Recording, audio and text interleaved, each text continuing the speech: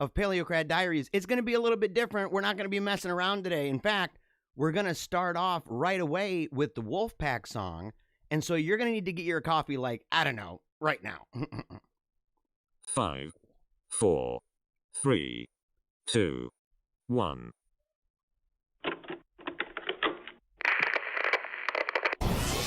They ain't never seen nothing like this before. Lit the room when I came through the front door. Ask me if I should overcome, what for? Train on the trees, please walk my sycamore. Touch burning sands, cross lands, and stormy shore seasons in the year, yeah. Ain't no challenge for champions and chain no fear. Yeah, all right. What an amazing day it is to be alive. Oh, I'm so happy to be with you guys. So happy to be with you. Yesterday was a curious show, wasn't it? Yesterday was an interesting program, right? It flowed a little bit differently from normal, but it was a good time. It ended off on kind of a weird note. I had people reaching out to me and asking me if I was sad. And I'm thinking, okay, maybe, maybe a little eatsy-weetsy bit sad. But the truth is, it's not the kind of sadness that leads to despair. And of course, despair being the sickness that leads to death. Not that, you know. And I was telling people, I said, yesterday's show was the acceptance of something that I've known for quite a while. And I said, it's like telling friends that you're going to be doing something a little bit differently, and you've got a big mission ahead. You've got something huge. You've got a calling. You've got a mandate. You've got a mission, and you got to bounce like the Apostle Paul, like St. Paul in the book of Acts when he leaves the folks over at Ephesus. Super sad. Now, it was sad. They cried. They wept together. They held each other, right? At the same time, they knew that what he was doing was hardcore. And not just hardcore, but he needed to do it. He needed to do it because it was his calling. In fact, it was not just his calling. It was something big. And it was something so big that it transformed all of history and all of mankind. All of mankind. And so it was one of those things. And so today we're going to do, again, something a little bit different. And I'm sorry to break some people's hearts here. I can see in the comments section. In fact, I may as well just go over there right now because I got to make this real quick here. So got to get my mini-me. Got to get my my cute little bugger over there. My cute little guy. Look at him. He's all handsome and stuff. All right, man. So, okay, here's the deal. Oh, hold on.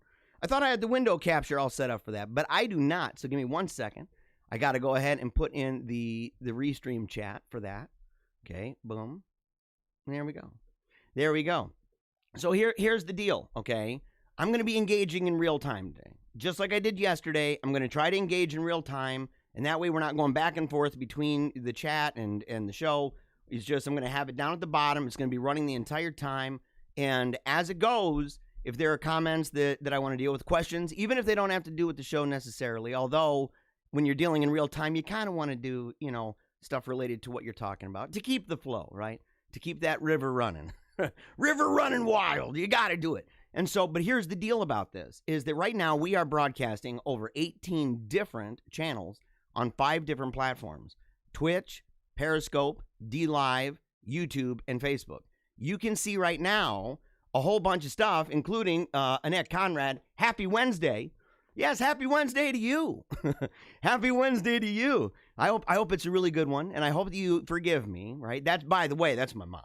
That's my mom. I wear that with a great deal of pride that my mom enjoys watching the show, because my mom has not always enjoyed watching my stuff. And in part because it was always serious. And today it's still going to be serious, but fun and funny. But I'm not going to be talking about any funny stories in the beginning, okay? Not going to be doing that today. But we are going to have a special video. And this is why we actually have to do the Wolfpack song at the beginning.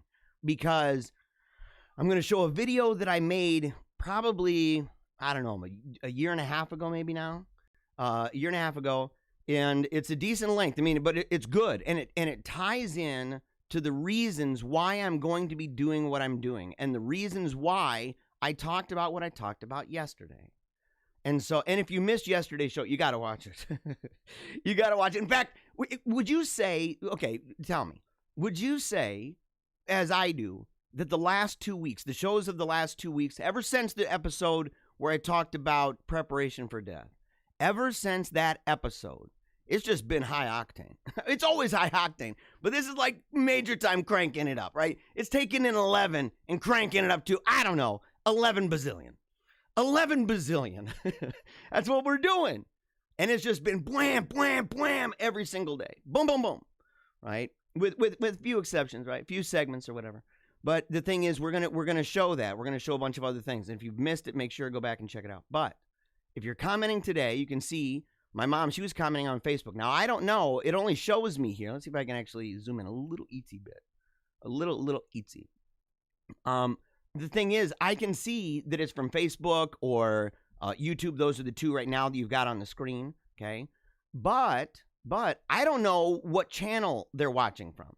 And it's irrelevant, right? Well, it is to me. So it's on all these different channels, all these different pages, and I don't know which one it's from. I know what platform it's from. But as you can see, if you're on Facebook and you're like, oh my gosh, man, there's not a lot of people, they may be over on a different page, okay? So if you're in the comments, you want to say where you are, that'd be great. Or if you want to find where the people are. Barbara says, watching from Paleocrat on YouTube. So I know a bunch of people go there. Some people go to Paleocrat on Facebook. If you want to do, if you would like to do super chats where you can actually donate in real time, and it will show up on the screen, right? They make it pretty easy. YouTube takes a ridiculous cut. It's like 50%. So keep that in mind. But if you would like to donate in real time, you can do that. And what it will do is it will change the color. You can see these little boxes here, and it'll change the color. So that way it pops out. It says how much money, and it highlights your question. And so that you can do over at Holy Faith Media at the YouTube channel over there. And I'm saying that because YouTube has been reviewing my channel now for like a month. I don't think we're going to cut it, man. And it's okay. It's okay because we're moving. We're doing different direction stuff. So, all right. Stephanie Youngman said, yesterday was great. I appreciate it. By the way, you're an awesome person. You're an awesome person. You call yourself a pup in the wolf pack. But the truth is, you know, you're one of the big dogs. You're one of the big dogs. You've been around for a minute and always enjoy seeing you. And it was awesome to see you over on Telegram. And we'll show that here in just a second. As I said, Barbara, she's watching on YouTube at Paleocrat. Karen Corinne says, happy Thursday from Australia. Thursday? Is it already Thursday over there? Oh, man, what the heck? I don't know. But you know what? Hey, really glad to have you along for the ride. It's really cool, actually, that there are people from all over the world tuning in. We've had people India, South America, Africa, different places in Europe. Somebody yesterday, I think, mentioned Poland. So we have people all over the place tuning in. Canada, of course. We've got a bunch of people in Canada. Bethany says, hi there, Jeremiah. Hello to the pack. Ow! Let's go and check out that mega buff right arm. Blam! And that's that's a cute, cuddly heart face. Tons of love. American flag. And was that a cartwheel? I can't do those. I'm not even going to try. I am not even going to try. Oh, man. David asks, if God is omnipresent everywhere, is he also in hell? You know what? That's one of those things that St. Augustine, didn't St. Augustine deal with that? And talk about, in St. Alphonsus as well, saying that it's not necessarily the absence of God, but in part to do with the presence. Don't quote me. Don't quote me on this, right? That's a good question. I want to be more specific. I don't want to have, all these eyebrows raised. I may have already done it. We'll see. If somebody in the comments has a better answer, a more specific quote, a more specific citation, go ahead and do that. Let's see. P.S. That is me doing a cartwheel, too. You want to see it? No, you don't. You do not want to see me doing a cartwheel. So the whole idea, though, the only reason I'm showing this is to let you know that these comments, no matter where you are, no matter what platform you're on, no matter what page you're watching, if you comment, every single one of those streams comes back. It's a two-way flow. From where I am, I'm not even online. I am, but and this is set up on a browser, but I'm actually broadcasting from something that's not on a browser. Okay, it's an app on my computer. I'm broadcasting from that. That's where the studio is. And so it's broadcasting, it's streaming out, going in today, 18 different streams all over the place, all of them broadcasting live at the same time. And as people are commenting, that stream comes back to me. So there's a connection. we're connected, okay? We are connected. All right, I'm going to take this thing off. Let's go real quick over to the news area. I gotta do this real quick just so that you guys know. And then we're moving on. We got to march forward. We got to do this. So, well, first of all, let me say this. January 27th, right, is the feast of Pope Saint Vitalian, who introduced organs into the liturgy, invested Saint Theodore of Tarsus as Archbishop of Canterbury, introduced King Saint, is it Oswiel? How would you pronounce that? To Romanize Northumbria, and reaffirmed papal authority over the East, dying on this day in 672. I like the picture, too. Got that over on Telegram. Saw somewhere. If you ever see those pink frames, it's a screen capture over there on Telegram. But I saw that. I said, so that sounds great, man. I got to put that up there, and I like that art too. It's a really cool thing. So okay, if you want to follow me on Telegram, it's easy. Paleocrat Diaries at the Wolfpack Chat. If you just look up the Wolfpack Chat, one word. Okay, if you look that up, you'll see that image right there. That's taken from I created that for the things are not good or something like that. It had to do with liberals and other lefties and crazy stuff. And it was one of the early episodes that we did. I used that for that. And of course, there's me as a little guy with my helmet, preparing for a crazy life. I wasn't getting ready to be on a motorcycle. I was getting ready to live. And that's why I'm wearing that helmet. I knew, man. My parents were like, this guy is going to get himself in a lot of trouble. But if you go over and you check out at Paleocrat on Telegram, you can follow me there. In fact, that may be there and Gab. I think I'm going to start doing Gab. And those will be the two places that I am really active. I'm going to really do a cleaning house on Facebook. Just get rid of. I'm not even going to use it for the ways that most people currently are using Facebook. It's just going to be really strictly for family and actual close friends, members of the Wolfpack. Okay, so it's going to be really limited. But if you want to know, where I actually post it more frequently and things like that. For now, anyway, as long as Telegram is down, as long as it's good, and people are trying to get it off right now. As long as Telegram's there, that's one of the places you can find me. And of course, Zazzle.com. Make sure go check that out. Paleocrat Diaries. We're still going to get that up. It's not up yet. You can go to paleocratdiaries.com. We've got a blog that talks about the store, and that has links to it and stuff. And our videos. If you go to YouTube and check out the videos on my page. Which is one of the smaller channels, by the way. In fact, it's really small compared to the other ones. And so, but if you go in the description, it has a link to our Zazzle store. We've got cups, as you can see, all different kinds of mugs, jumbo size, espresso size, bone china size. And we've also got sweaters, okay? Sweaters, shirts, collared shirts with different designs, including my favorite one is the Wolfpack, the Paleocrat Wolfpack drawing that was put together by my son Ambrose. And we've even got the original logo, which is the War Cry logo. My mom hates that one. And the one here where I'm screaming into the microphone. I gotta have a title for that one, kind of like the War Cry. I gotta have a title for that. But it comes men, women, you name it, all different colors. All right. So here's the deal. We're gonna move forward. So I've been recycling pictures. Okay, maybe you've noticed this. Recycling images, ones that stand out, ones that need emphasis. I think the first one that I really did that with was the pyramid structure of institutions, and I showed how the hierarchy of institutions and how they operate functionally, not by constitution, but by function, and saying that this is how it works. I used that numerous times, and this one really stuck out to me. I think it's iconic. It's one of those things where you see it and it tells a story. And so, with this one here, let me actually get this a little bit smaller, the comment screen. I'll make this bigger so I can see the words. Give me 1 second. So here's the thing is that, when I look at this, I've thought about it a lot, and I've thought, we live in a time where it's easy to say a bunch of stuff.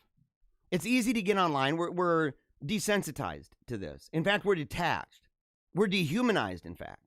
And a lot of the technology we have is dehumanizing. And I don't just want to, lump it all on social media, stuff like that.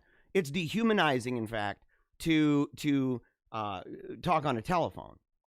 I say this because when you talk on a telephone, you are a disembodied voice. You're closer to godlike. You're in that sense that there's no there's no flesh with you. That person that's on the phone, and I've heard this before, and correct me if I'm wrong, but the idea of people doodling on pads, more in the past than now, but doodling on pads of paper and doing a lot of circles and things like that is the mind reaching for a face that you're so accustomed. That's why there's some anxiety where you're pacing around in the room.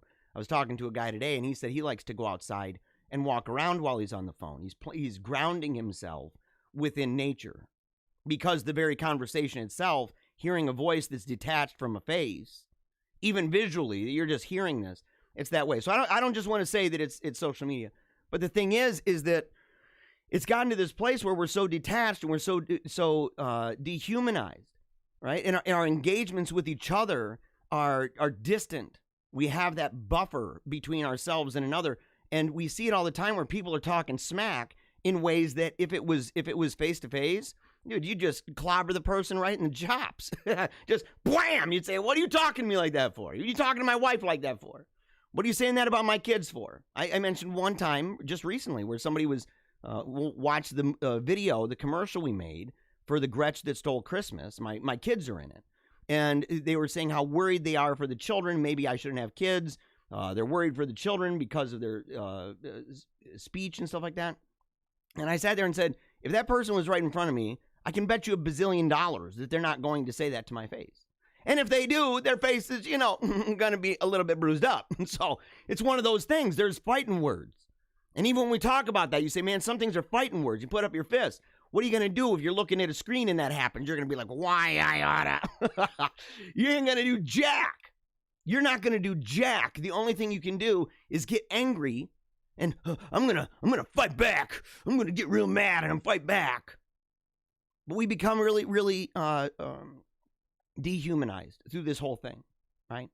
And I understand this, and I understand that even what I do here, even if people don't fully understand or appreciate the fact of this right here, and any other show that you watch, any other one of those is to some degree dehumanizing. It's just a fact. It's a fact that even when you think you're seeing, it's like a mirage. What you're seeing is like a phantasm. It's you say, well, I'm seeing you, and I'm saying, no, you're seeing a digital representation of me. It's a different thing. It's a different thing. And all the time we're trying to find that connection. All the time we're feeling that trouble, that anxiety, the paranoia that arises within us in these curious and modern situations, right? And yet I know a lot of this. I know a lot of these things. And I know just even from media theory, I say, how many people do we know that can say, I'm a media theorist, or I've studied media theory? And that people who hop online, they don't think they need to know anything about it. All the while they're doing things and not understanding anything even remotely close to what they're doing. The effect that they have. Or maybe more importantly, the effect that what they're doing has on them. Who's in control? And so I'm looking at it and I'm saying, we need to get to the place where we can sit there and say, I know what these things are, and I know the way we ought to behave. I know the trouble that this has caused. All the troubles we've seen. And yet I'm not acting in accordance with those things. And it's a tough thing, isn't it? It's easy to think. To act is hard. But the hardest thing in the world is to act in accordance with your thinking. And I said, we're setting ourselves up for failure. And there's a lot of reasons for this, and we're oblivious to some of these things. We're oblivious to some of them for reasons that, in fact, I'll talk about tomorrow. Because this is going to be a theme, because you need to understand what I'm doing. You need to understand what you're doing and what you're doing in the effect that has upon you. I'm going to talk about this tomorrow. I'm using ourselves to death. I'm going to talk about the chapter. And in part, I'll just give you a real quick little blurb here, just to give you an idea. It says right here, this is a promotion for tomorrow. And then we got to watch this video. It's fun, by the way. It's fun, and it's of a time that anyone who knows me can attest to, and the reality and the severity of the situation where I lost my voice for like 3 weeks, couldn't talk. I was scared, actually. I didn't know what was going on. We went to the hospital, got a culture. I was afraid maybe I had throat cancer. It was that bad. And it was painful. Couldn't stop coughing. It was super terrible, and I couldn't talk. I would try, but it hurt to the point where I just wanted to cry. It was real bad.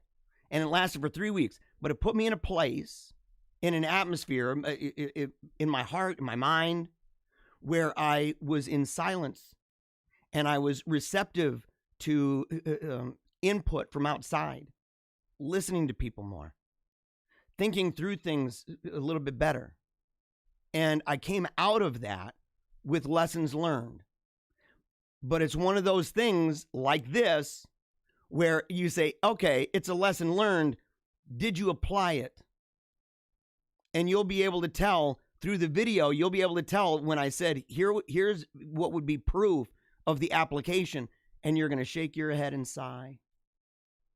And maybe think of how these truths apply to you. You're not going to want to miss it. But here's the thing. So for tomorrow, right here, it says, amusing ourselves to death, public discourse in the age of show business. Neil Postman. Okay. And he says right here, he's talking about the difference between talking in person and writing letters or writing books, things that are typographical, and things that you see on a camera or on screen. Okay. And I don't even like making the distinction. This is a little bit older. I don't like making the distinction between TV and screen time anymore, or a pad or a smartphone. It's screen time. It's the conquest of the TV, but the TV is now in your hand. It's hyper individualized. But he said, here's always the question: what's lost in the translation? The answer may even be everything that is significant about education, everything that we're trying to do. So he's talking about shows like this, or things to do with news, or things to do with religion, things to do that are the effort is to make you educated and better. Somebody said yesterday when I said, that I compared what I do to the monkey with the cymbals. And I said, look, do I not entertain you? Is this not entertainment? And someone said, a good friend said, you educate more than entertain. That's true. But the only problem is that those who study this understand this, that everything is lost that is significant about the education. Not everything is televisable. Or to put it more precisely, what is televised is transformed from what it was to something else, which may or may not preserve its former essence. For the most part, television preachers have not seriously addressed this matter. I mentioned this yesterday. I said, how many churches do we know that they're like, well, how can we get on YouTube? How can we get on Facebook? And they don't even think for a second as to the cost of that. They just think in terms of numbers. They think in terms of money, of numbers. Now, they may also think, well, look at the reach. We would be able to reach tons of people. That's true. It's true. You could. You have to ask how efficient that's been, right? You have to ask, how has that worked out for you? Can you see the rise of churches and preachers and religious shows, the rise of that, the saturation of TV and the signals coming into your home and onto your computer with all of that? How many shows are there? There's tons and tons and tons. So many that people are like, man, it's hard to keep up. I love all these guys, but I'm donating to this person and I can't donate to that person and everything else. So it's all over the place. Anybody with a microphone, 2 turntables and a microphone. All of a sudden, guess what? They're now the internet street preacher. And I'm part of that, by the way. I'm part of that. And but the question is, how much is actually lost in translation? And he said this: perhaps their failure to address the translation issue has its origin in the hubris engendered by the dazzling number of people to whom television can give access. So even the fact that they're bedazzled, right? They're bewitched by the idea of the thumbs up, of the likes, of that number that says you have followers, because they translate that as reach. Not even knowing, by the way, that even things like a video, when you share a video on Facebook and it says you had 70 views, what does it require? Isn't it like 1 second? Isn't it like 1 second? It can be on your news page and you're scrolling down and you just kind of stop for a second and it begins to move and then you keep scrolling. That is a view. What's YouTube? 3 seconds, some crap? I mean, I guess that's a view in the sense that, driving by a billboard is a view. That makes sense. But it's really a drive-by, so we don't even ask, what is the nature of a view? Right here, he said Pat Robertson, right? People, I'm not vouching for Pat Robertson. He's wrong on a lot of stuff, obviously. Okay, obviously he is not correct on a great number of things. We have our disagreements, but if anybody in the Christian universe, okay, if anybody knows about TV when it comes to this being a professional face on television, take him. He said this: to say that the church shouldn't be involved with television is utter folly. And tell me if you've heard this. Tell me if you've thought this, because he's wrong. The needs are the same. The message is the same, but the delivery can change. I've said that exact same thing. But listen, he says this: it would be folly for the church not to get involved with the most formative force in America. Neil Postman responds and says, this is gross technological naivete. If the delivery is not the same, then the message quite likely is not the same. And if the context in which the message is experienced is altogether different from what it was, let's say, in Jesus' time, we may assume that its social and psychological meaning is different as well. There are several characteristics of television and its surround that converge to make authentic religious experience impossible. There's no way to consecrate the space in which a television show is experienced. People can try. They can try to consecrate it, but they're going to have some troubles. But even more than that, and it's the last thing I'll say about it. It's the last thing I'll say. Right here. What makes the television preachers the enemy of religious experience is not so much their weakness, but the weakness of the medium in which they work. Most Americans, including preachers, have difficulty accepting this truth, if they think about it at all, that not all forms of discourse can be converted from one medium to another. So you're saying, well, yeah, it's like the Pat Robertson thing. Well, it's the same discourse. I'm saying the exact same words. The only difference is in one of them, I'm at a pulpit, and another one, I'm staring into a camera. What's the difference? He says it's naive to suppose that something that has been expressed in one form can be expressed in another form without significantly changing its meaning, texture, or value. A lot of prose can translate fairly well from one language to another, but we know that poetry does not, especially when the talk is about beauty. To take another example, and this is the last one, I love it. We may find it convenient to send a condolence card to a bereaved friend, but we delude ourselves if we believe that our card conveys the same meaning as our broken and whispered words when we're physically present. Same words. Same exact words, different mediums. One of those is in person, one of those is in a card. The very idea that, well, it doesn't matter what medium it is, it's all the same. That is so naive, it's a joke. It's a joke.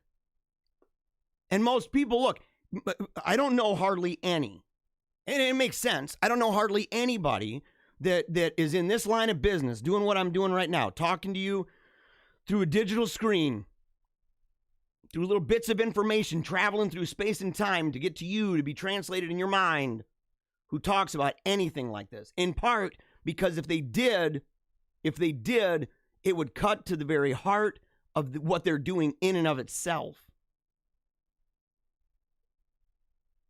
But it's bigger than that too. That's just one aspect of it. That's one aspect of it. In other words, to translate and make it super easy, I know as a fact, as a demonstrable fact, verifiable fact, and it's been a fact for a very long time, that the very thing that I'm doing right now and that you're watching right now has both good and bad. And that bad is bigger and worse than the good that comes out of it. And if people go, but the content is good, you don't understand. You don't understand the idea of the medium itself. You say, but your words are good. Yeah, it's true. It's true. But you're missing the point. Because, like I've said before, the whole idea of the medium is the message. Number one, think of the light bulb. The impact of the light bulb. Think about the idea of harnessing light. Managing it, turning it on, turning it off. And in the impact that has had, we can say, well, look at the good things that's brought about by it. Totally true. Totally true. Look at the bad things that's brought about it. But either way you look at it, either way you see what happens with the lights. The idea is that it is a medium, but there's no content. It's not relaying a message to you. And so the existence of the light, even without the content, affects you. Same thing with my show. Same thing with my show. And I've used this before when talking about what is this? Because some people might be like, dude, it's weird, man. What the heck are you talking about? Make it easy. The medium, right? Or it says that the medium is like, how did he describe it? That the medium is the message when talking about that notion and how it affects you. It's like the medium is the burglar that busts into your house. And the content is the juicy meat, right? The red, bloody, juicy meat that it's laying out there for the watchdog of your mind. It distracts you. The content itself distracts you. It entices you. Sometimes it might sicken you, but either way, it's got your attention. And all the while, the burglar, the medium, is ravaging your home. It's making its way into every area of your abode. And it's impacting it in such a way that by the time you finally realize you've been duped by the meat, by the content, you don't even understand or appreciate the impact that the very medium itself, in this case, YouTube, in this case, videos, has affected in your life all around you in subtle ways. And by the time, this is the kicker, that by the time we realize, and this is as old as time, this predates anything to do with this. This is any kind of medium ever. That you sit there and you say, by the time we realize the impact societally, psychologically, religiously, by the time we realize the impact it's had on everything ranging from family to church to politics to news to sleep habits and everything else, the way that our day is consumed, our notion of time, our sense of purpose, our notions regarding who people are, laws, courts, justice. By the time we realize it, it's too late. Now, that's a daunting thing. Because if it's too late, then what do? Well, that's what I'm going to talk about in this video. That's what I'm going to talk about in this video. And so I want to play this for you. As I said, it's older, and I'll hop in the comment section. I'm not gonna bolt out. I'll hop in the comment section, talk to you guys. I'll talk to you guys and girls and the ladies. Okay, I'll talk to you. But I really hope you enjoy it, and it's fun and it's funny. And I got to wear my little Skogies, which is it's a bummer because I haven't worn them. But I want you to hear not just the description. I want you to think about it for yourselves, because this is one of those weird occasions where what I'm talking about, I'm using a vehicle, and at the same time I'm saying that the vehicle itself is a problem. I'm admitting it, and I'm saying that if we want to break free of the clown car, if we want to do that, then it's going to require certain disciplines. And I list a bunch of them in the video, and I said, you can judge me on whether or not I've done good based on whether or not I've accomplished these things. And then when I come back, I want you to really think about it.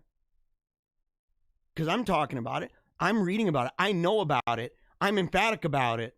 I went through 3 weeks of fear to process all this stuff. And I come back and I'm talking about what I know already, what I believe already, what I think is true. It's all inspirational. And then I want you, as soon as it's off, I want you to look at me and I want you to judge for yourself. And that I hope that within me, you can see a reflection of yourself. Well, I don't hope that. I hope you don't. I fear you do. It's one of the reasons, in fact, you're tuned in. So I'm going to go ahead and play this here. Take down some of the, let me go ahead and pull this up here. Get it to the top.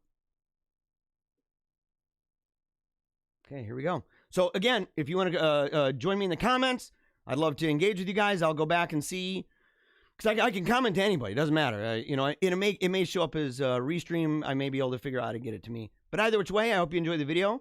And it's a little while, but it tells some amazing stories. There's even some parts in there that might be a little bit emotional, okay, talking about my daughter and stuff like that.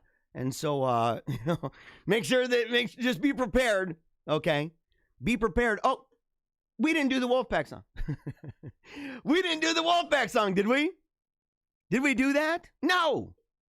No, we did not. Or did we? I don't think we did we did not do the Wolfpack song. What the heck? Okay, I'm being reminded. Okay, so before we get into this, I said we're going to do it at the beginning of the show. It's 37 minutes into the show, and it's still not done. It's still not done. I can't move forward. I can't move forward. This has to be what we do. So we're going to go ahead real quick. We are going to go. Oh my gosh, you guys. Oh my gosh. All right, let's get back to this. I hope you got your coffee ready. It's probably cold by now. You guys are like, dude, he told us to get ready for the Wolfpack song. We didn't do the Wolfpack song. What the heck, dude? What the heck, bro? Here we go.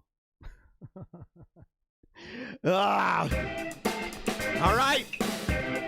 I hope you guys are pumped up. I hope you're ready to rock. Yeah. Today is going to be demanding, just like every day. It's how we live. It's how we make progress.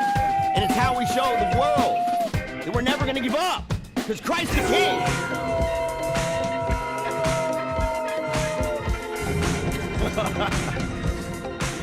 Yeah, come on. I love you guys. We're going to rock it out. Dance like little dude. Let the world know Christ is King.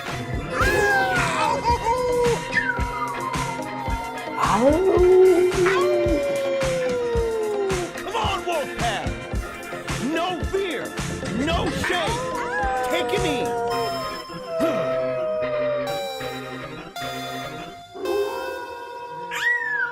Yes. Ow. Ow. Oh, man, I love you guys. Oh, I love you guys, man. I love that song, too. People are like, oh, my gosh, howling at the moon. We ain't howling at the moon, dude. You don't spell moon S-O-N, homie. You didn't do too well in the spelling bee. And you didn't do too well in the theology of the incarnation and the impact that the incarnation has on the restoration of the natural order. It's millennial, man. It is millennial. So here we go. It's prophetic. It's messianic. All right. So here we go. We're going back to the news. Hope you enjoyed this video. We'll be back after this. I'll be in the comment section. So I'll try to engage with as many people as I can. Hope you enjoy this. All right, you little buckos. You little buckaroos. It's time to buckle in for another episode of Paleocrat Diaries. I'm your host, Jeremiah Bannister, and hold on a second. I just realized this. Uh-oh. I almost started with my inferior set of headphones. Can't do that. Not when I've got the old Skogies right here. Named after their #1 fan, in fact, and all of his cronies on Twitter, who loved him. If you don't understand what this is all about, you're going to have to go and you're going to have to watch my previous episode on YouTube at youtube.com/Paleocrat, which you should be doing anyway. Just put on the playlist and just watch all of them. But the last episode, I was sporting these as the first time. And I bought them. I thought they were pretty dope. So yeah, these are obviously super fancy. I mean, very expensive set of headphones. Obviously more expensive than my Koss Pro 4AA's over there. Which are amazing headphones, by the way. But anyway, it's been fun. And you know what? It's been 3 weeks, which has not been fun. That's, in fact, been a terrible bummer. And I'm going to tell you all about it. About 3 weeks ago, I got sick. And it was the kind of sickness that's particularly wicked for someone in my line of business, and that is in the throat. People who've listened for a long time, right? People who are Paleocrats or card-carrying members of the Paleonati, part of the cult, those people may have heard kind of probably right in here a little bit of that tone loc action going on. And it has not been fun, especially because this is what I do. I talk into microphones. And if my voice is jacked, then I can't talk into microphones. And if I don't talk into microphones, I don't make that mad cash. Making all that money. Making that mad loot, right? So it's been a particularly upsetting ordeal. I've lost my voice before, a little. But never, ever anything quite like this. My doctor probably slapped me silly knowing I'm doing what I'm doing right now. But it was only till a couple days ago that it even got to this point where I felt comfortable enough to say, I got to make a video. It's been too long, right? I've got to do it. It's what I'm paid for. But I was trying to think, what should I say? And in fact, it wasn't that I didn't have anything to talk about. It's that I had so many different things to talk about. Because in that time, while I was away, I did something that I really don't know how often I've ever done. And I don't even know the last time I ever really did it. And that was to just be quiet, to not talk. It's been something that has been really difficult for me since I was a kid. One of my earliest memories, I think, was some old lady telling me to shut up, right? In church, be quiet, something like that. All grown up, every one of my teachers would say the same thing. They'd tell my parents, hey, Jeremiah's a great student, very gifted in a lot of different ways, but he just doesn't know when to listen and when to talk. People made fun of me and said, you must really love your voice. If you love your voice so much, why don't you just go and marry it? And I thought, hey, after, I don't know, the 10 billionth time hearing that, I figured, why not? Why not marry my voice to a career talking into microphones? And for the most part, with the exception of my time as the chief aide to John Tomeke of New Jersey League of American Families, as well as my work in journalism when I did investigative reporting, particularly on the Battle Creek Police Department. When I did that, I wasn't really talking often into microphones. That was time away from radio and vlogging and everything else. But I've been on TV. I've been a disc jockey. I started when I was 15 years old, talking into microphones. I grew up around it. My dad was in it. So even when I was a kid, I remember early Sunday mornings looking up on the wall, seeing posters of a young Rush Limbaugh, thinking, man, I'd love to talk into one of those golden microphones one day. So when someone like me loses their voice, it's already something that is a bummer. But it gave me a good opportunity. Once I completely lost it and I wasn't able to talk, and I said, this is too hard for me. Not even going to mess around with it. Once that happened, then I decided, you know what? I'm going to try to do something different. I'm going to listen. And that was a good idea. While I was being quiet, I decided I wanted to catch up on lectures. I used to listen to lectures on tape and even on CDs. I'd buy them. That's my favorite thing to do, even in a car. I had people cranking up music next to me, bass music, and I'm cranking up some philosophy lecture or something over the loudspeakers, rolling my window down, acting all thuggish. And I was also catching up on some music, but not, I have a rule. It's self-imposed, and it predated my sickness. And the rule is, if I've heard a song 100 times, turn it off.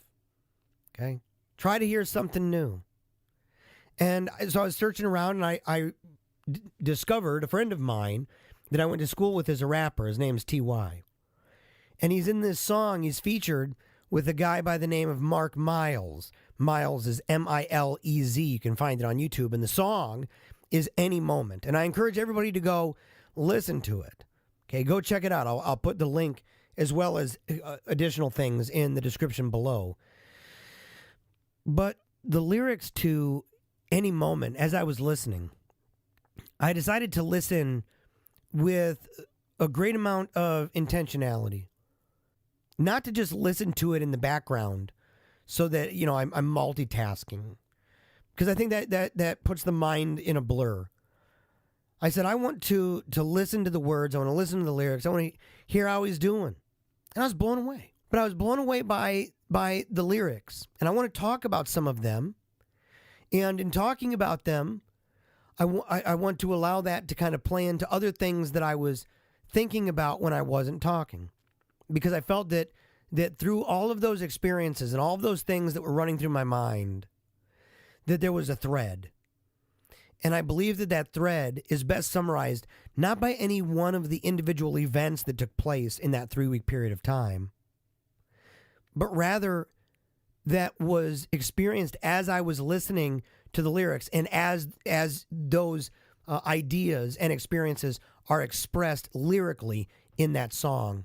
So he talks about how his life's been looking like a crash course and how he's made mistakes and he can't take them back now. And still he wonders why he's underneath this black cloud. And I thought about that. And it seemed the timing was great too, because we'd been at the Demolition Derby. And I'd already been thinking about this, about how life is like a Demolition Derby a little bit. And so to hear this idea of a crash course, the imagery was there. And I was reflecting on my own life and thinking, I'm going to be honest. I'm fat as hell. I'm overweight. I need to lose probably 45 pounds. I think I do pretty good at carrying it proportionally on my body. But the truth is, I know what I look like with my shirt off. And I don't like what I see. Okay? I haven't liked what I've seen since I was in the Navy. It's been that long. My house is a mess, with the exception of this room here. But this is a set. It's my office, but fundamentally, what I'm using it for here is a set. My yard is a wreck. Sure, I'm working on it, yes. But it's a wreck. And maybe most importantly, my book is not done. And it's embarrassing. Each one of these, my weight, my home, my yard, my lack of a book with my name on it, right? All of these things are frustrating. And they are evidences of mistakes that I've made, poor decision making. The song talks about capturing the moment and how you can get lost in it. That's true, but I don't really feel as if I'm lost in the moment. And if I am lost in the moment, then too often it's the worst kind of lost. And it happens in what could have been, would have been, and should have been the best kind of moments. I get lost in distractions constantly. I'm thinking about all the different things that I get distracted by. The internet, games, apps that literally brag, wearing it on their sleeve, that they are the most addictive games out there. You're going to be really addicted if you play this game. Okay, great, boink. No, bad. Super duper distracting. Even without those apps, a different game, social media, right? Twitter, Facebook, Instagram, YouTube, Google, just searching for stuff. I really started thinking about this. I really started thinking, how often am I actually reaching in my pocket and trying to grab for my phone?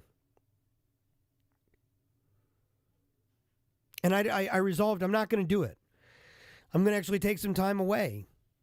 I'm going to delete again certain apps from my phone, and I'm going to see how well I do. And you know what? It's terrible. It's like when I was quitting vaping. I would sit down somewhere and I'd reach for my vape. Oops, it's not there. Same exact thing was happening. I have certain triggers. If I go and I sit in the passenger seat of the car, my phone to go see what the news says. Why? Why do that? And how much of that is based on trivial pursuits anyway? I really started thinking about that. And I said, I wrote this down. I got it to say, how many Big Macs would I have to stack to make a bridge from Michigan to the moon? Okay? But I'm thinking to myself, that's the kind of dumb crap that I'm punching in there. How do you spell supercalifragilisticexpialidocious? Who cares? Well, I was just thinking about it. Who cares, man? What's the weather in Timbuktu? Who played that one role in that one movie? There's that one girl that said that one thing that time. I think we watched it once. Who cares? Stupid ideas like that make us think and go, oh, well, I'll just hurry up and just reach for my phone. Another excuse to just bleep, bloop, blop. I started thinking about, what do I look like to other people? What do I look like to my kids when I put the phone down and 10 seconds later I reach and grab it because my mind has been weaving and winding on different topics and it made me think of some random thing that I just needed to think of right now to find the answer for. I was tempted to actually start writing them down and maybe even printing out my history to find out how bad is it. But I knew that it was super duper bad. So I said, no, not going to do that. I'm just going to say, yep, it's super duper bad and super intrusive into my life. And I'm going to try to stop. It caused me to remember a scene of something I saw when we were in London. So we were in London for my daughter's Make-A-Wish trip. She wanted to see the Doctor Who experience, the museum for the show Doctor Who. But when we were there, we would eat as a family. There was a family there that was sitting near to us, and three girls and the mom and dad. All of them were just looking at their phones. That's all they were doing for like 40 minutes. I don't think that they actually talked at all. And I thought, that's really sad. But it was easy for me to judge them, at least in a place where I couldn't be on. But then I realized maybe I'm not to that extreme. I don't sit there for hours and hours on end and not talk to my family. Especially when we're out to eat. I think that's rude to do. But at the same time, how much of my time has been spent like that? How often have my kids come to talk to me and I'm not really focused on what they're saying? I'm not giving them my attention because I'm more concerned about a comment, especially when you get caught up. And a lot of it's not just the drama of news, which is like tabloid, National Enquirer level stuff at this point, but also comment sections with nobodies, getting in arguments all the time. My last video was about an argument I got in, and that with a guy by the name of Timothy Gordon, which posting that resulted in me getting a whole bunch of arguments, including with the guy that I named my old headphones after. And since then, even gotten us in a little spat and scuffle with Michael Matt of The Remnant. What? I'm generally even on his side. I've gotten in arguments with my friends that if we were sitting face to face, we would have a really cool discussion over certain topics. Because we're friends. But yet, when I'm distracted by bleep, bloop, bloop, blop, distracted by all that stuff, I get angry. It dehumanizes. And the question I started asking myself when reflecting on all of this and really analyzing it silently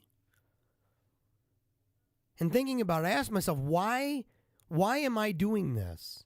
I know better. I know better than to be constantly looking up stuff online just because it came to my mind. Just because I thought about it doesn't mean I have to look it up. I know what effect this has on my ability not only to retain information that I desire to retain, but to be able to focus and not to be distracted. I know what effect it has on my attention. Why would I do this? And I don't believe that there's a silver bullet here. It's not like a one-size-fits-all magic answer. It's multifaceted, different layers. And it's different for different people.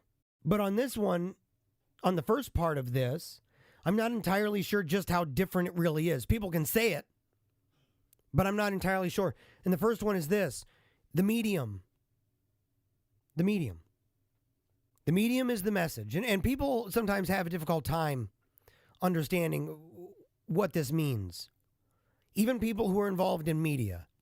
But how many of us who use YouTube or who've been online for as long as it's been around and been engaged with social media, how many of us have gone through seasons where we need to weed people out of our lives? Okay? You got to unfollow people. You got to unfriend people. You've got to mute people, block people, whatever you got to do. You might even shut down your account for a while.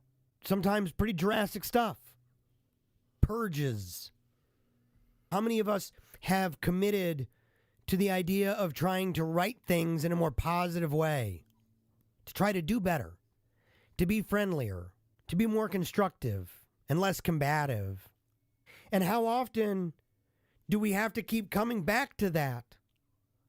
Because after a while, it just keeps on happening over and over and over. And the reason why is because it's not the content. It's not even really your friends. It's the medium itself. The medium itself, right? Facebook or social media or the internet. Those things, they have an impact. Regardless of what somebody says, it doesn't even matter what somebody says. Same thing with television. And you can read this over at Wikipedia. It's fantastic. But it says, in understanding media, McLuhan describes the content of a medium. So the stuff that people are writing about, the pictures, the videos, the status updates, vlogs. Okay. This content is described as a juicy piece of meat carried by the burglar, the medium itself, to distract the watchdog of the mind. This means that people tend to focus on the obvious, which is the content, to provide us valuable information. But in the process, we largely miss the structural changes in our affairs that are introduced subtly or over long periods of time. And as society's values, norms, and ways of doing things change because of the technology, it's then that we realize the social implications of the medium. These range from cultural or religious issues and historical precedents through interplay with existing conditions to the secondary effects in a cascade of interactions that we are not aware of. Let this sink in. Think about it. How has our life changed since the introduction of social media? I can only imagine the exact questions were asked for other technologies too. So I want to actually cut that off ahead of time and simply say that this one is different in that it is more immediate. There's more integration. You listen to a radio. You listen and watch a television. You listen, watch, and participate in social media. It's an interaction. Back and forth. There's the senders and receivers on this, and it goes back and forth. But these have affected us. And I know, look, I'm a pretty traditional guy. And there are things that I lament about our modern society. Trends, norms, values. There are things that really worry me, in fact. I believe that we are in a cold civil war, for example. I'll be very frank about it. I believe that. And I think it's because the worldviews that the United States has are so divergent that it's practically impossible anymore to identify areas of common ground. And it's just getting worse and worse and worse. But there's things that I would like to see go back to be more traditional And yet at the same time, I start to feel in many ways like the guy on YouTube that experiments with living like a caveman for a year as he sets up his tripod and records his stuff, sets it up for his scenes. Totally fake. It's LARPing. And I feel like so much of this is LARPing at this point. But that's the what. That doesn't answer the who. And the who in this particular situation of who's the problem, it's me. I'm the problem. My boy, Athlean X. Yeah, he's really my boy. No, the fitness guru. He talks about people in my range of body fat percentage. And talking about supplements and people, and I'm part of it. Look, that's one of my pitfalls. Yeah, if I just get this supplement, I think it's going to help me. No, if you're in this percentage, that's because of you, bro. That's because of you. And it's the same thing with this. It's the same thing with all these different issues in my life. And like the song says that my friend T.Y. sang, in some ways, I've been moving too fast, and in other ways, I'm moving too slow. You know, I push super hard. At times, it's extremely manic. But I never have a game plan. It's like I'm winging it. And this leads to this kind of genvolation of life. And genvolation is a word, maybe somebody's used it before, but my dad's the first person I know who's used it. And it's about pastors. And I think anyone who grew up in church has probably seen a pastor or an evangelist who fits this description. And what it is that they don't study for what they're going to preach about. They're being led by the Spirit. It was a pastor in Pennsylvania who did that one time. I remember he sat there and he goes, "You know me," to his congregation. And he does this every week. I couldn't even believe it. But he ended up talking for an hour and a half about everything under the sun. Every different topic you could possibly talk about. Here he is talking about it. Just a rambling man. And I feel like that's kind of what's been going on with my life. And yet, on the other hand, in some ways, I've been moving too slow.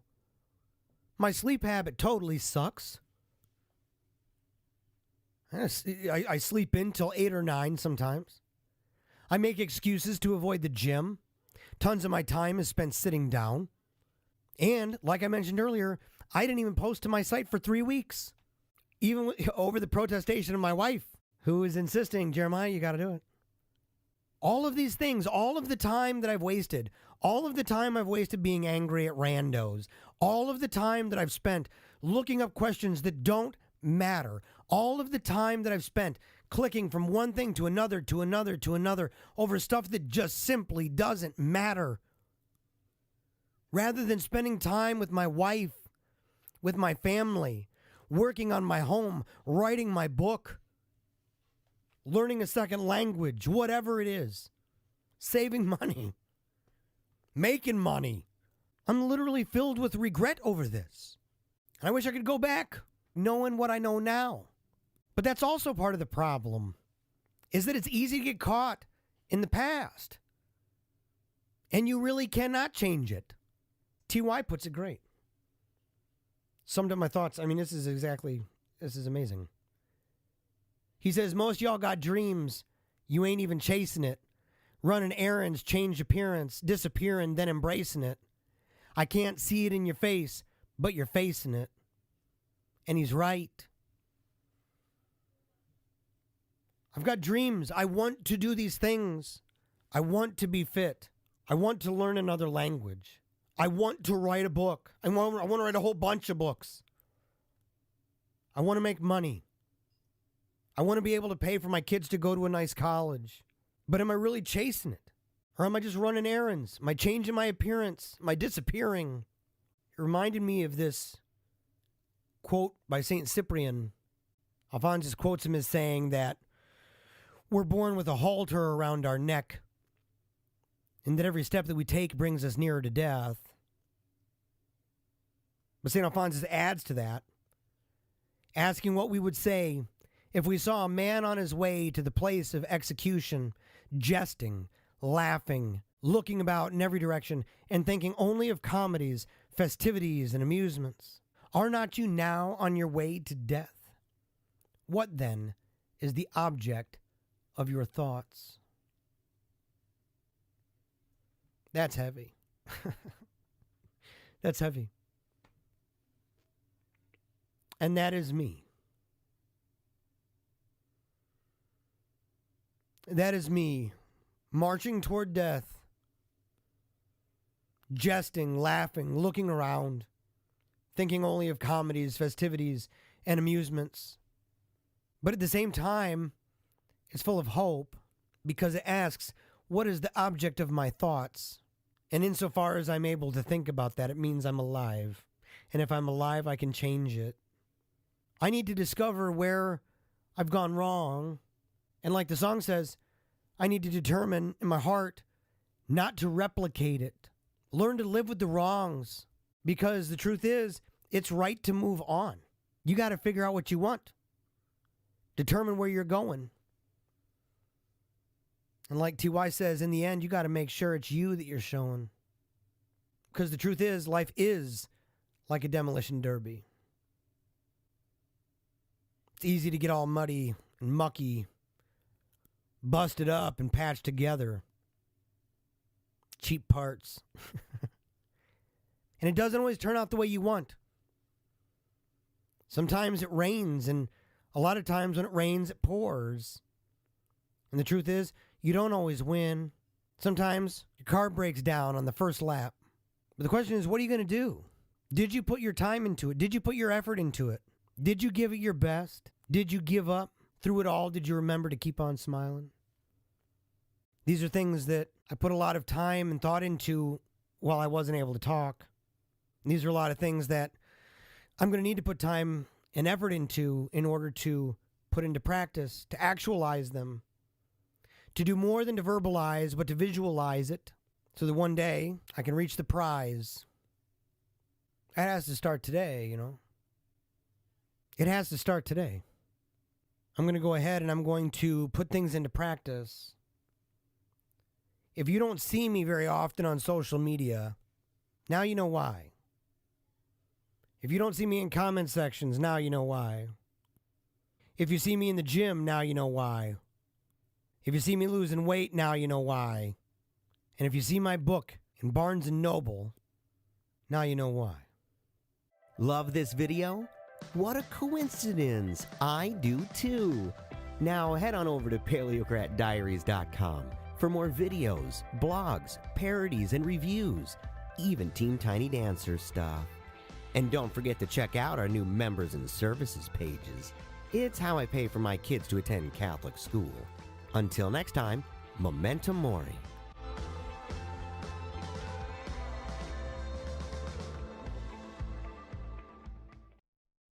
And now look. And now look. Let's see. In fact, I want to go ahead and I want to put myself on the big screen. I want you to think about it. I want you to think about what I said. If you see my book, now you know why. If you see me in the gym losing weight, now you know why. If you see my house cleaned up, now you know why. If you don't see me on social media, now you know why. And I want you to look. What would you say? That was like 18 months ago. And there's an inverse of this, right? We can say this in the reverse. We can say, if you don't see me losing weight, now you know why. If you don't see my book, now you know why.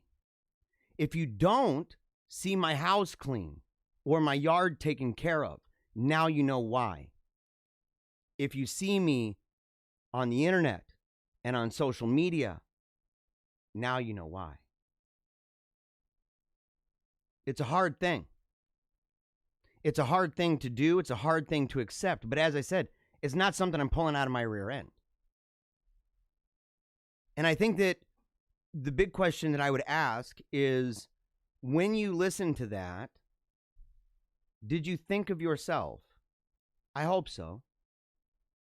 When you see me now, did you see yourself? I hope not. I hope not. Because on each and every one of those things, I have not succeeded. Not one. Now, there are people in the comments, and I'm grateful, by the way. I don't want to say that this is a complete loss. In fact, somebody, and it was really cool, by the way. I enjoyed being able to converse in the comments with you guys. And I did. So if you were not in the comments during that, you're it's a bummer, okay? Because I was engaging as fast as I could, because there's a whole bunch of platforms. So I'm getting people from all over the place, and I'm trying to reply to all of them. But the thing is that somebody brought up the fact that there is a church, and this church has some really great material, and that it's really beneficial, that they've benefited from it. And people are saying now, they're looking at me. Look, Stephanie said this. Do you not feel that what you're doing now has made an impression on people? It has. You need to know that what you're doing today, right now, is making a difference. I'm proof that what you do works. You got David says, you help me too, dude. I actually look forward to your show each day. You tell it like it is, and I appreciate that. You're not superficial, and you show your feelings, which is what a real man does, what a real man is. It's true. I try. I don't think that I'm great at it, but I try, and I'm really grateful. And I know you're telling the truth, because I see your name in the comments all the time. In fact, you're the most frequent commenter. My wife said that recently. She's like, this David the Hermit, who's David the Hermit? I didn't know until I went in the comment section today and saw that story. If you didn't get to catch that, I don't know which channel you're on, David. If you're on the Paleocrat YouTube channel, I think that's where you are. Story's amazing. It's amazing. And so to see that. So I know you come in, my wife was like, man, that David guy comments, all the time. And I'm like, I know he does. And I'm really grateful. And it's an evidence that this show means a lot to you. But there it is again. And it's easy. Remember, it's easy. And I want you to really think of how elusive the burglar is. The burglar is not cost neutral. The burglar is there to, burglarize the daylights out of you. A lot of times people will talk about, man, look at how much our society has changed. Traditional people, it's the reason why I said so many traditional people, they're LARPing their brains out. They're LARPing their brains out. And part of that's inevitable. Part of it's inevitable because times and circumstances change. But if people are sitting there talking about being super rad trad, and they're taking selfies of themselves and sharing it on social media and checking it multiple times a day, that is definitely not trad. Not even close. It's narcissistic. I know people, they not only do they take pictures, but they pose. And they make it look like it's not a selfie. Some of them are pretty good at it. Pictures holding rosaries, looking up at the sun, looking all mystical and magical and junk. They're basically the Catholic OnlyFan. They're the modest, non-sexual Catholic OnlyFan. And it's what it is. You have that same drive. A lot of people will look at it and be like, oh man, yeah, do you see that picture of that chick holding the rosary looking all mystical and crap? Did you see it? Did you like it? Did she get that dopamine rush from seeing all the likes? Did she get the chemical rush from seeing all the comments?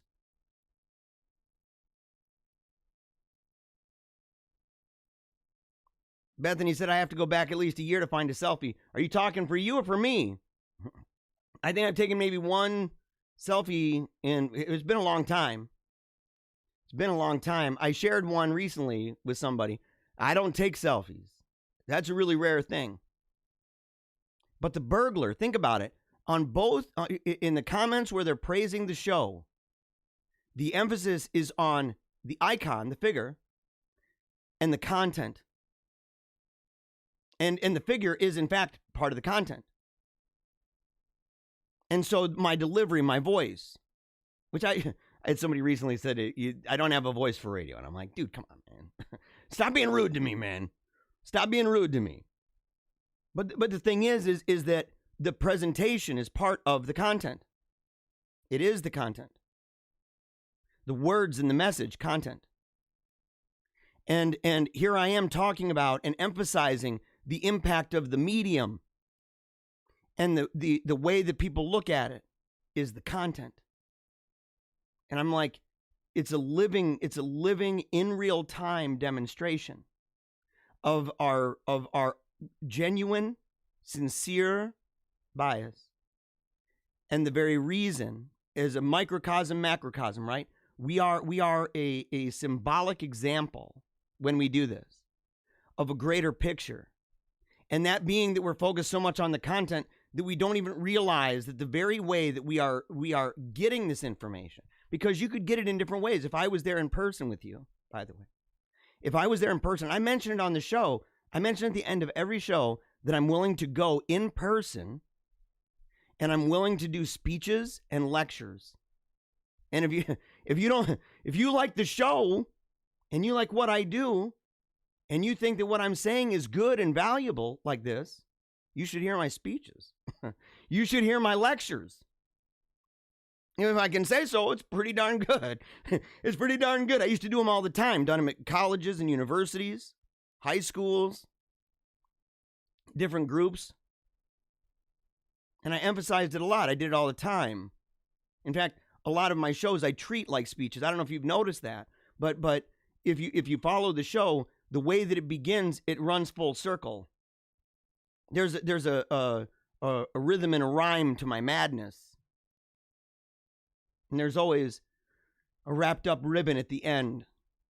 Or like yesterday, a dramatic ending, which even that dramatic ending, where everything went to black, where I had to imagine in my mind's eye that you were saluting me as I was saluting you without any visual accompaniment or aid, and then allowing it to go into the darkness and into the silence.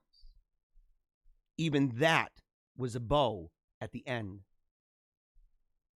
Content.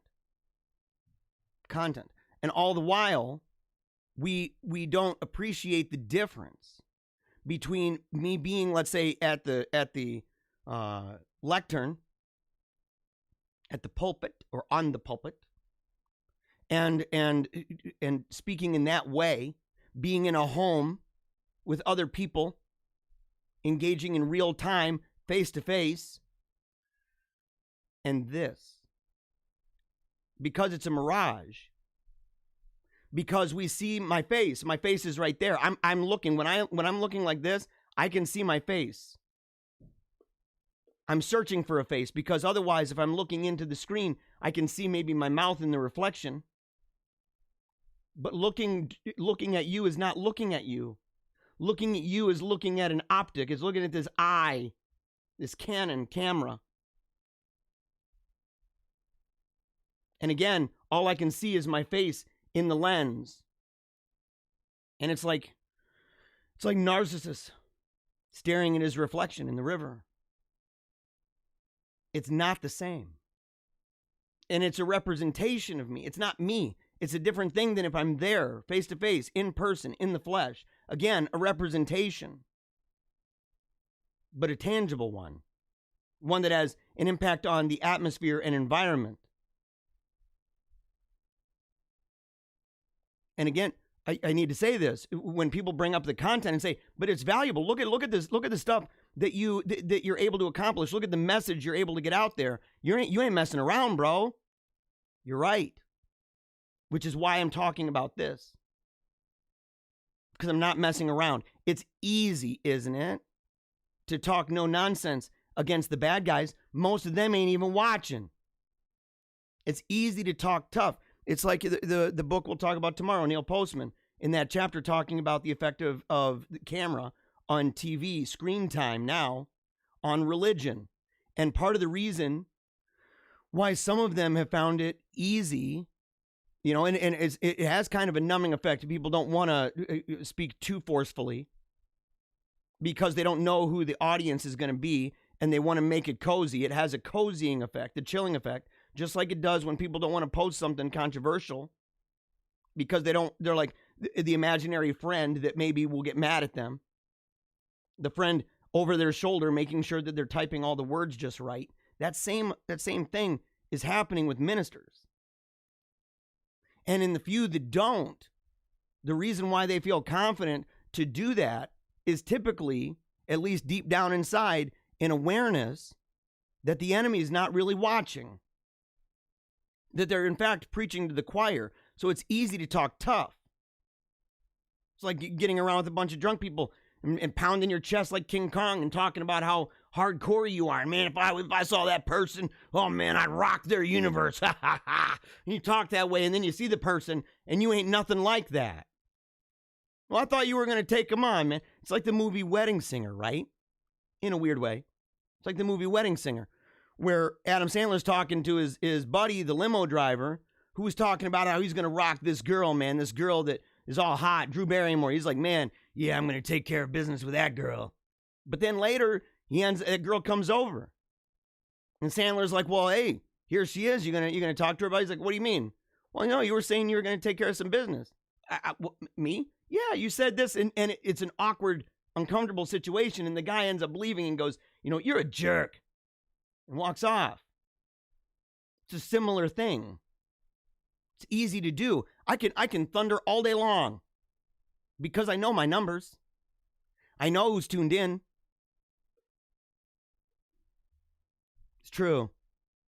But the thing is, no matter how much we focus on this, and the power of this conversation, the power of this, the force of it, and I hope you're at least beginning to be like, holy crap, even in the middle of a conversation about content being the distracting meat, and that the medium is all around us and it's ravaging everything about us, politics, religion, culture, interpersonal communication, everything else, our physical, mental, intellectual, and psychological health, our spiritual health. It's ravaging all around us, that even there we are scraping to hold on to the content.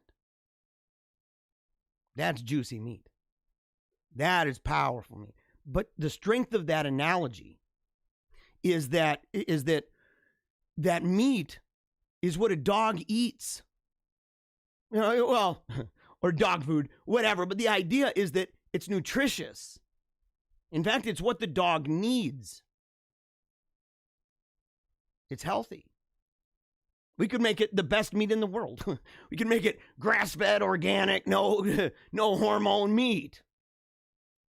Free-range cows, whatever. Make it the most pristine meat on the planet. The most nutritious meat that this watchdog of the mind could possibly get. The best content. The most straightforward, hard-hitting content. It says a couple things. Number one, it's exactly what the animal needs, which is why, and it's a natural tendency, a desire for that. You know, it might not have the same draw if it was, you know, Clorox bleach, right? It wouldn't have the same draw.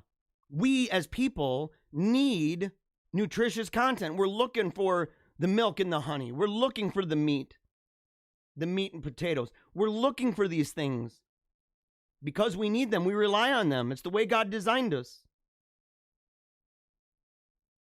And so the analogy here with this, in fact, is all the stronger and all the more powerful and all the more damning because it acknowledges that meat is there, that it's good, that it's nutritious, that it's in a natural relationship with the creature that's being distracted. And yes, the burglar in the comments, the burglar shows no mercy.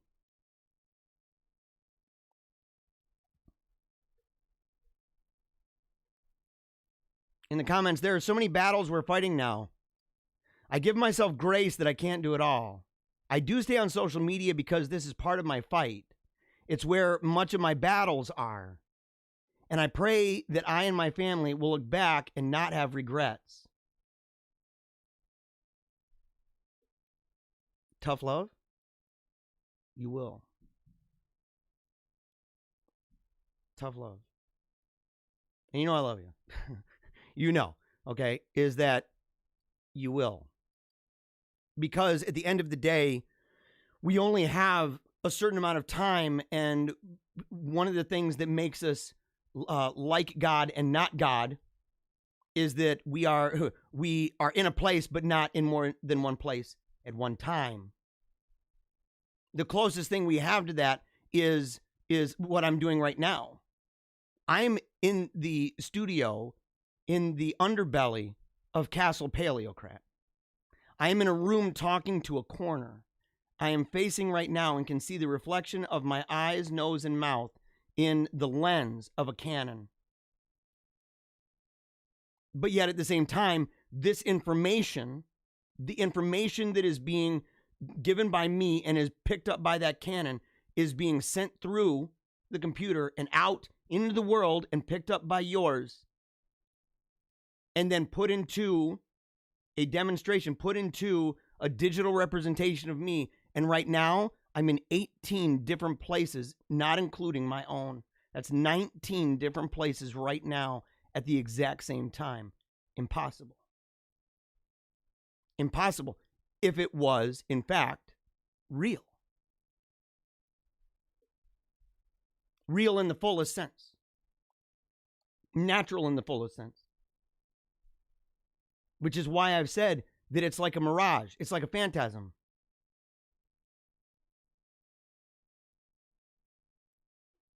But what you're saying, Jeremiah, is so important.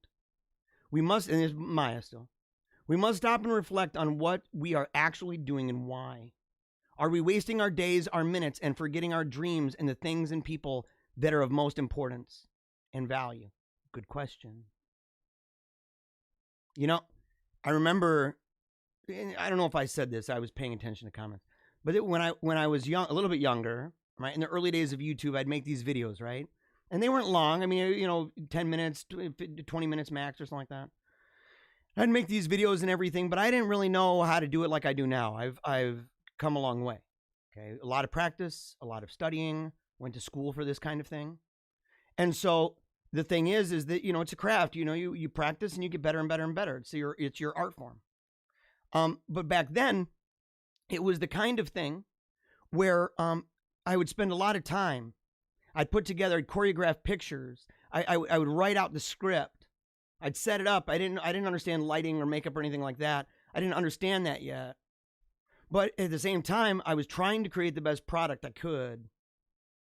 And I remember how often I'd be there, and then I'd get wrapped up in those comments. Because people, you know, I was making stuff again. I've always been this way. I've always been the lightning rod. I've always been that. I could make something that I don't even think is bad, and all of a sudden, a whole bunch of people are piling on. Lightning strike, left, right, bam, bam, bam, bam. I'm like, no, why? But it was easy to get caught up with that, and to get into an argument with those people. And at the end of the day, what did it actually matter? Every once in a while, I could say, every once in a while, there was a conversation that proved to be fruitful. There have been people who've come to the faith by watching my videos. It's true. People have changed their worldview. They've changed their mind on really important things to them, things that were central to their being, things that were central to their notion of purpose and aim and action. It's true.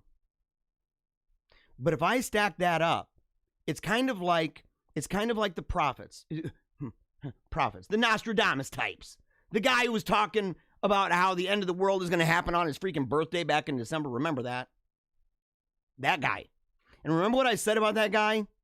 I said it's like cold reading, where if you really want to stack it up with all these modern prophet folks, you can go and you can say, how many times have they said something that was wrong? And then they say something that they can manipulate in a way that says, oh yeah, when I'm talking about the two brothers, what I meant by that was the Twin Towers. Okay, so let's even say that that's true. Let's say that actually is sufficient. That is, again, back to that place of saying, I found a diamond and I had to spend a long time in a mound of horse crap, and I want to make that my home. And at the end of the day, I can say at the end of my life, I found a couple diamonds. And it's assuming that you can't find diamonds without jumping into the big, steaming, hot pile of horse crap. It's assuming that. It is by far, without a doubt, the most inefficient, ineffectual way of interpersonal communication. It's inferior. We'd be better to think of other ways. We'd be better to sum up our thoughts in a one-stop shop like an audio podcast. You don't even need it to be in a video. In fact, if you had to pick one of the two, I'd go with the audio. You're not distracted by the spectacle. And so the thing is, write a letter to the person. Publish something in a paper. Send something to a magazine. Send out an email. Mass email. There's all different mechanisms that we can do. Send out smoke signals. It's about as useful. It's about as useful because you're sitting there and you're like, why aren't people listening to me? And it's like, because the very idea, the difference when you're in person, okay, when people are in person and they're wanting to talk to each other, there's still that tendency for a lot of people. And I've struggled with this. In the past, I struggled with it a lot more. And that was the idea of waiting for my next turn to talk. Social media, that is all it is. On social media, it is my turn to talk. You know, how frequently have we said, man, we talked right past each other? The frequency rate, if we kept track, just like the false predictions, if we keep track of those, just like all of the negatives and all of the waste of time, if we kept track of that, number one, we'd be really, really embarrassed. Really, really embarrassed. It's similar to the reasons why we don't count calories. Why people are afraid to do that. And they say, oh, I kept within my range. Or they don't want to keep track of the days that they worked out and for how long. What exercises they've done. Have they gotten able to lift more or run faster? Because it's patting ourselves on the back in a weird way to not do that, because we can tell ourselves, even if we've only done it a couple times, that's good. That's good. Yeah, I'm going to the gym today. Okay, that's great for you. It doesn't look like you've been to the gym. I go every day. That's bad. Something's wrong. We're not keeping track.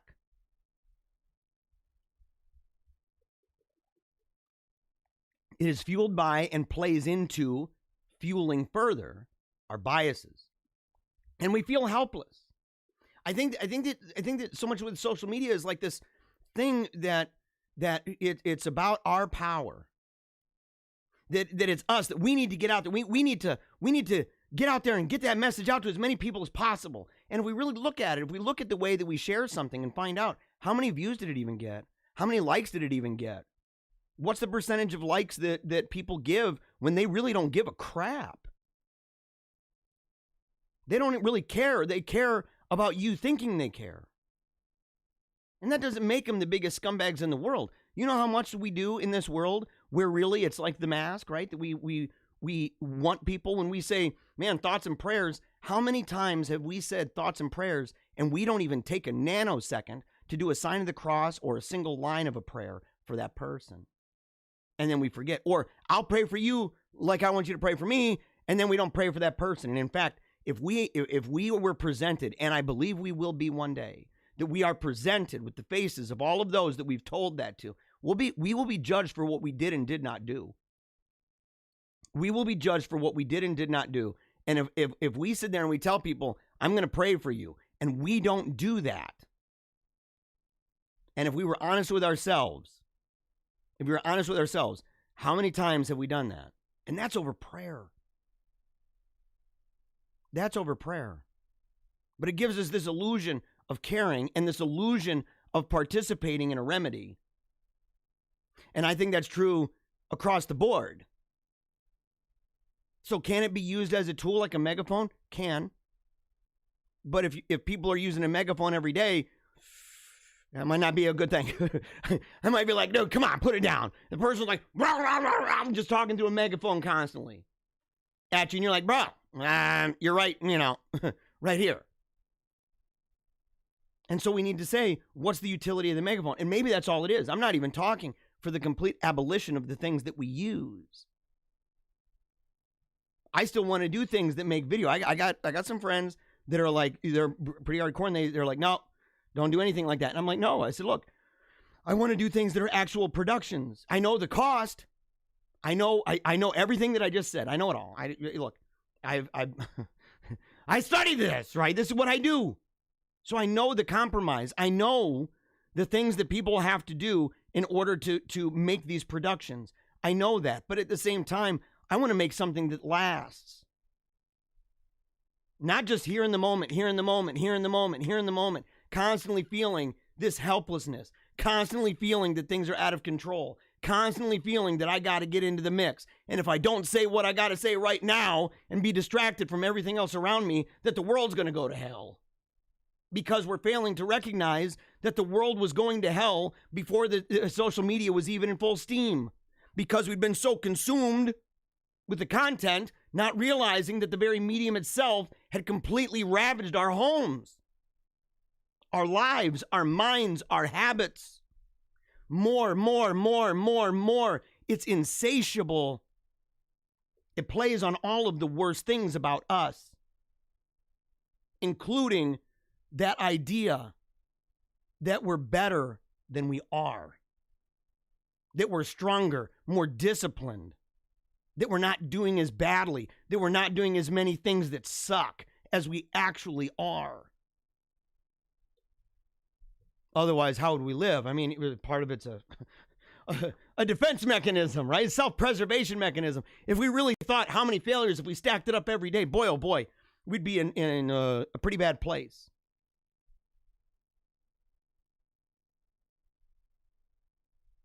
A pretty bad place. Somebody said they'll listen to my words even if I am a chunky prophet. A chunky prophet? Oh, no. I don't know about that. I don't like that word chunky. You should have said husky. At least it sounds kind of like, a little buff, a little tank. Chunky. That doesn't sound tank, man. That sounds like, kid going up for his fourth serving at the all-you-can-eat buffet. Oh, but the thing is, though, and look, when we think about the different means that we have at our disposal, and we say, what can we do in this world, right? Because it's what it's about, right? We're trying to figure. We genuinely don't want the world around us to go to hell, right? And we're all on the same board with that. We want to see people do the right thing. We want to see people taking a knee for Jesus, confessing that he's the king. We want that as the Lord and Savior of their life. We want that. And there's all different ways of doing it.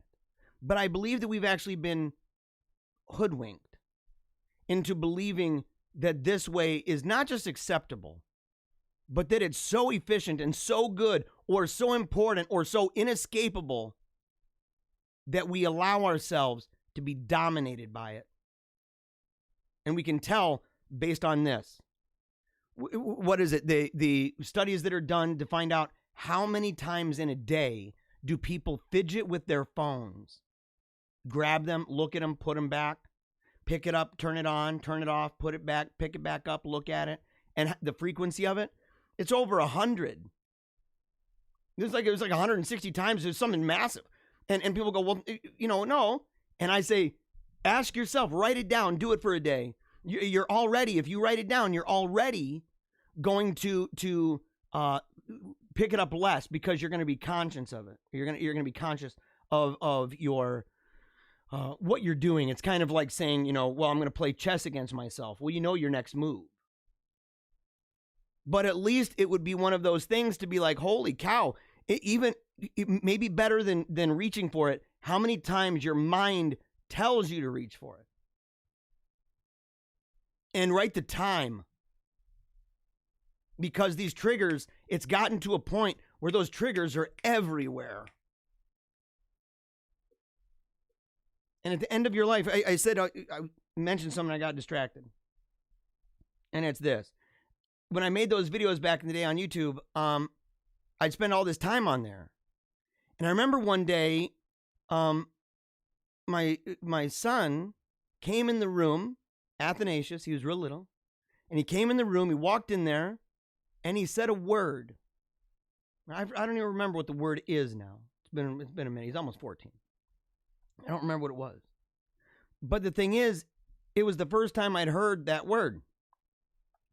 I'd been working a lot, and I'm in the house, by the way. And my wife said, well, he's been saying that for like a couple days now. But at least I got out a video, right?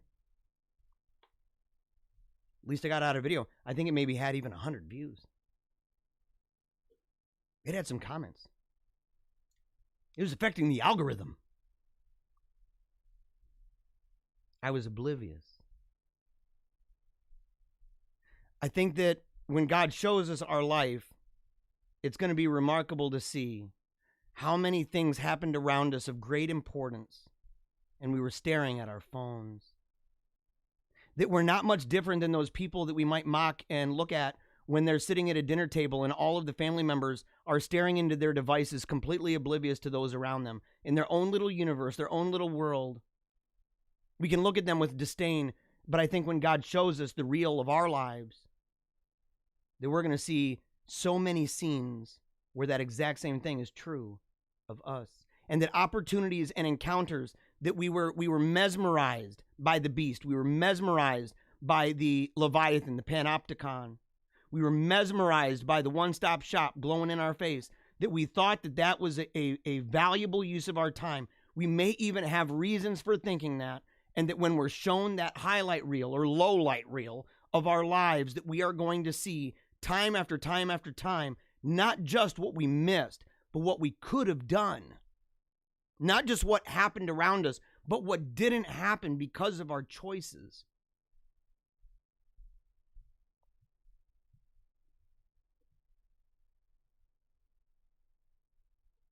Someone said, we become so distant from one another that we become starved for attention. You know, people say, man, we don't even know how to talk to each other anymore. And yet they're talking more to people or to the world than ever. And yet they struggle to talk to people. You know what kind? You know how many maladies are happening with kids? We talk about, and a lot of people on the right rightfully talk about the impact that quarantine, quote unquote, right, lockdown, stuck in your home confinement, house arrest, will have on children and their social skills. That's correct. What they're failing to recognize is that there's an even greater and more elusive and long-lasting effect that these technologies have, these mediums that we've accepted. We plop the kid down in front of the TV, and we think that as long as it's something that's better content, maybe we're not watching SpongeBob, maybe we're not watching, I don't want to dog that too much, but you know, Sesame Street. Sesame Street sucks now. Maybe it always has. But the Sesame Streetification of everything, we plop them down. And we say, learn, be distracted, be amused, get off my back. And we don't appreciate and understand the way that mental pathways are being developed in those formative years. And then later on, they struggle to focus. You know, almost, not every time, almost every time that I talk to a parent whose kid can't focus for the life of them, I sit there and say, well, what do they do during the day? Well, they just play video games all the time. Turn it off! Turn off the games. Turn off the TV, for crying out freaking loud. Well, then what am I going to do? I mean, I'm on Facebook myself. I'd hate to be a hypocrite. And I'm like, I would too, right? I would too. So stop it. Stop being the hypocrite. Be the example. Especially right now, because we live in terrible and evil times, don't we? Isn't it true?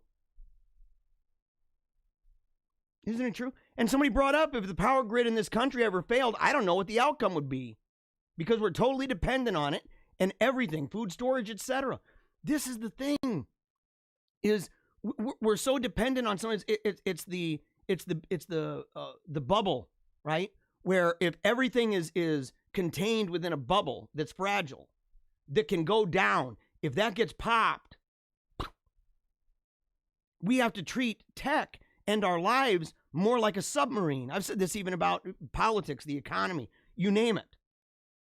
That it's like a submarine that has these airtight compartments, so that if there's a fire in one place or a torpedo in one place, that you're able to seal that off so that the whole place doesn't get consumed with fire or with water. It's the opposite of the hot air balloon. Just one big thing gets ripped. See ya. The little bubble. Pop. Bye.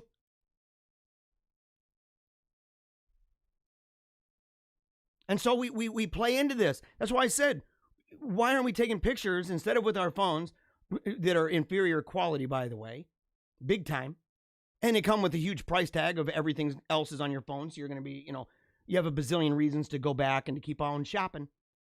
But to sit there and say, using a real camera, learning how to do that, and actually having them printed out and putting them into, you can have them digital. You can have them put on some kind of a device, right? You can have them stored digitally, but you can also have them in print. Now, if your Facebook ever gets deleted, guess what? You still have those memories, the ones that you wanted to share with everybody, but you may never be able to see again yourself. If that's true, why'd you even share them? I was just in the moment, man.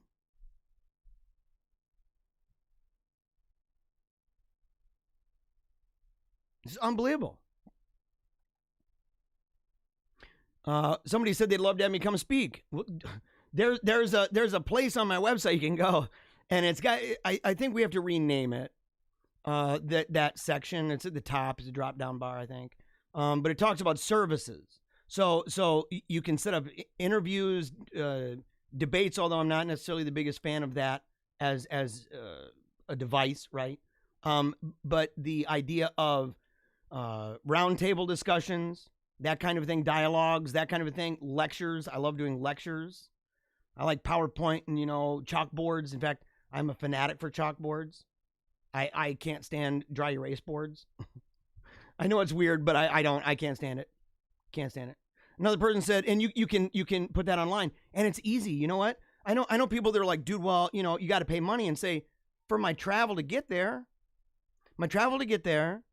I pay for the food, lodging. Look, if you want to put me in somebody's house to organize the event, man, we'll sit up and talk.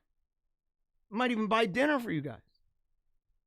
My idea is not to rake in a bunch of loot. My idea is to connect with people in real time, to begin to restore all things in Christ again by restoring things in our own lives that we've gotten rid of and exchanged for the beast, that we've exchanged for Leviathan, we've exchanged for the Panopticon, the peeping Tom weird voyeuristic weirdo that's constantly trying to find all of our information and knows more about us than we know about ourselves.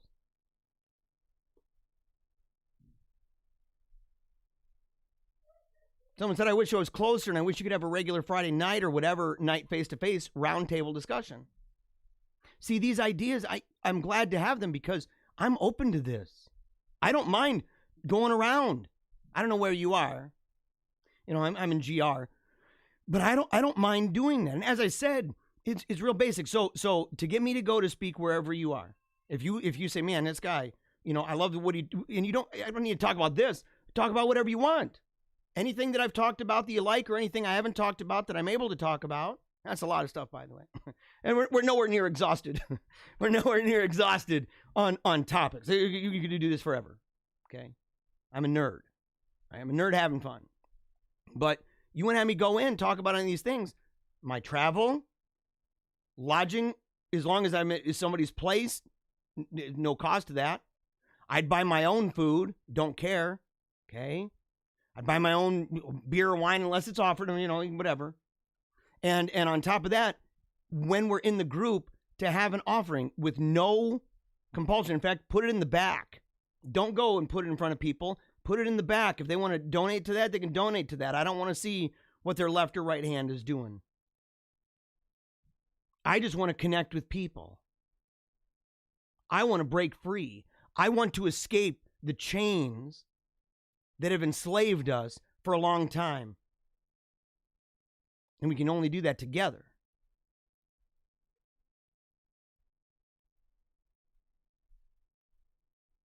See here.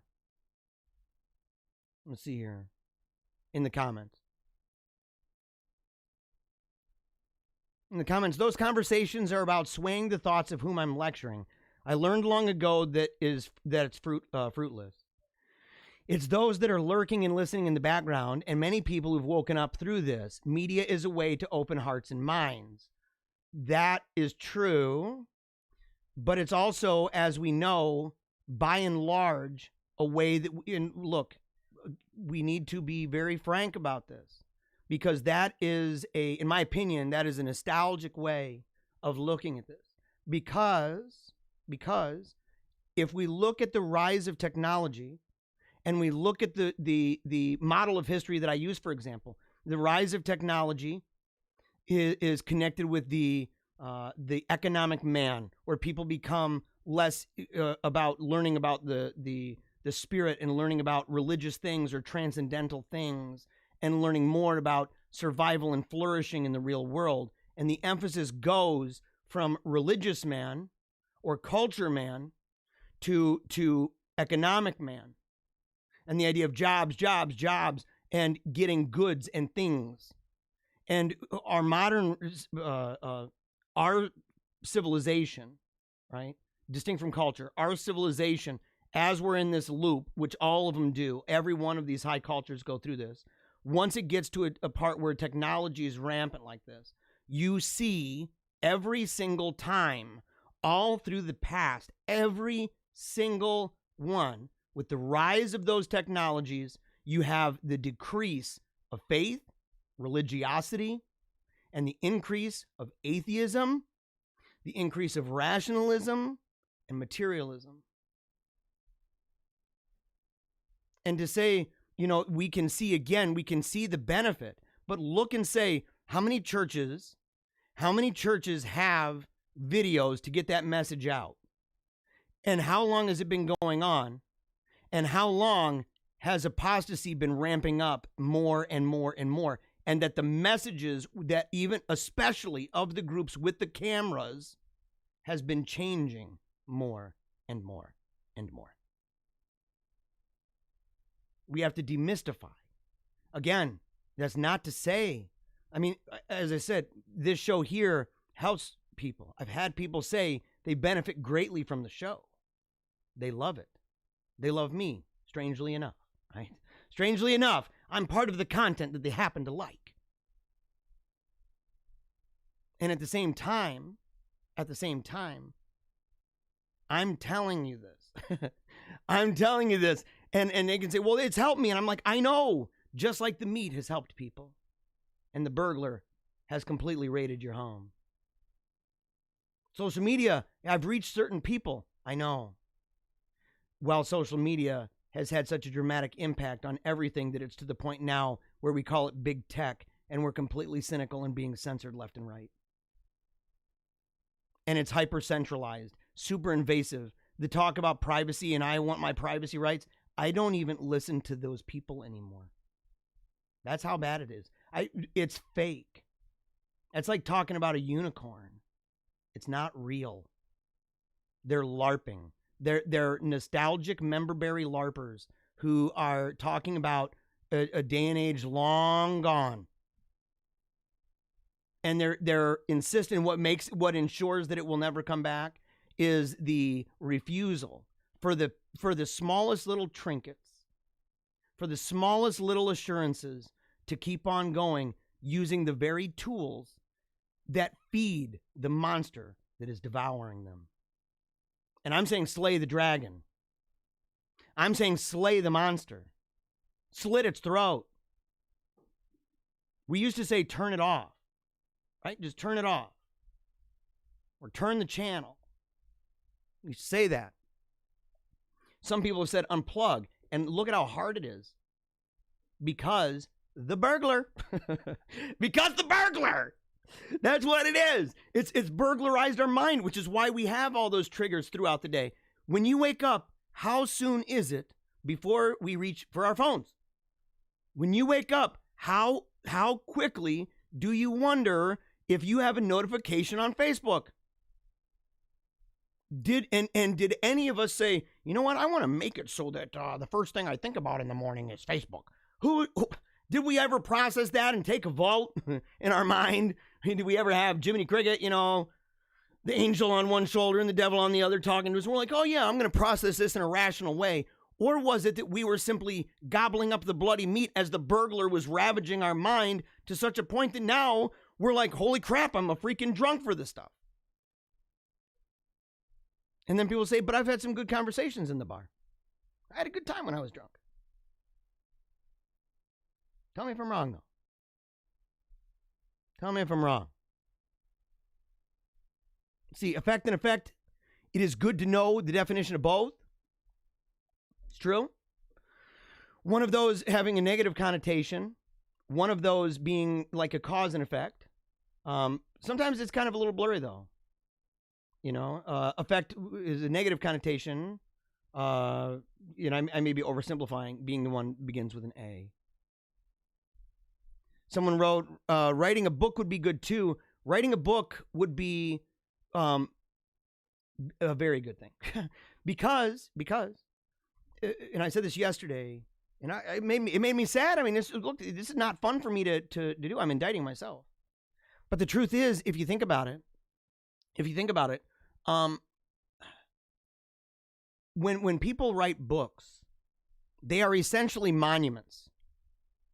They're monuments, right? It takes time.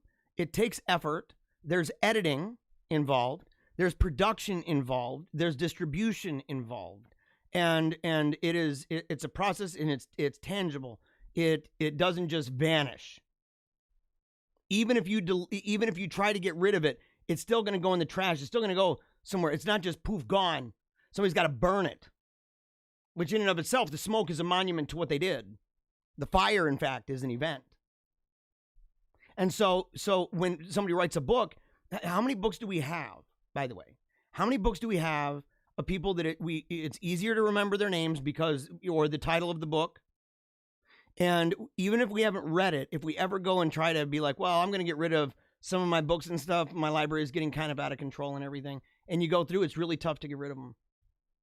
It's really tough because there's always this idea that you're going to go back and you're going to read it. And the thing is that oftentimes if you don't, you end up giving it to somebody else. Or you bring it to a store and you don't know who's ever going to buy that.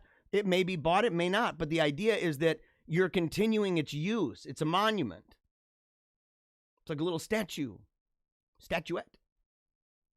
And when you post online, it vanishes. In fact, people don't even know this, or they don't realize it, most people.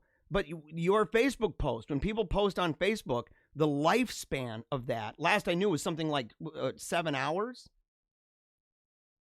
Something like that. Instagram back then used to have, when I first talked about it, Instagram had the longest lifespan of a post, meaning that when you post it, it's going to show up in feeds more and more and more. Twitter's the worst. I think Twitter was like 3 hours, and that tweet is gone. And people hardly ever go back to find out what you wrote last week. Most of the books that I read were written hundreds, if not thousands, of years ago. The lifespan is way better. Way better. The effect of it, dramatically better. The quality of it, dramatically better. The time invested and the sense of accomplishment, dramatically better. Not even remotely close. Does it lack in some ways? Yes, it lacks because we're an oral culture.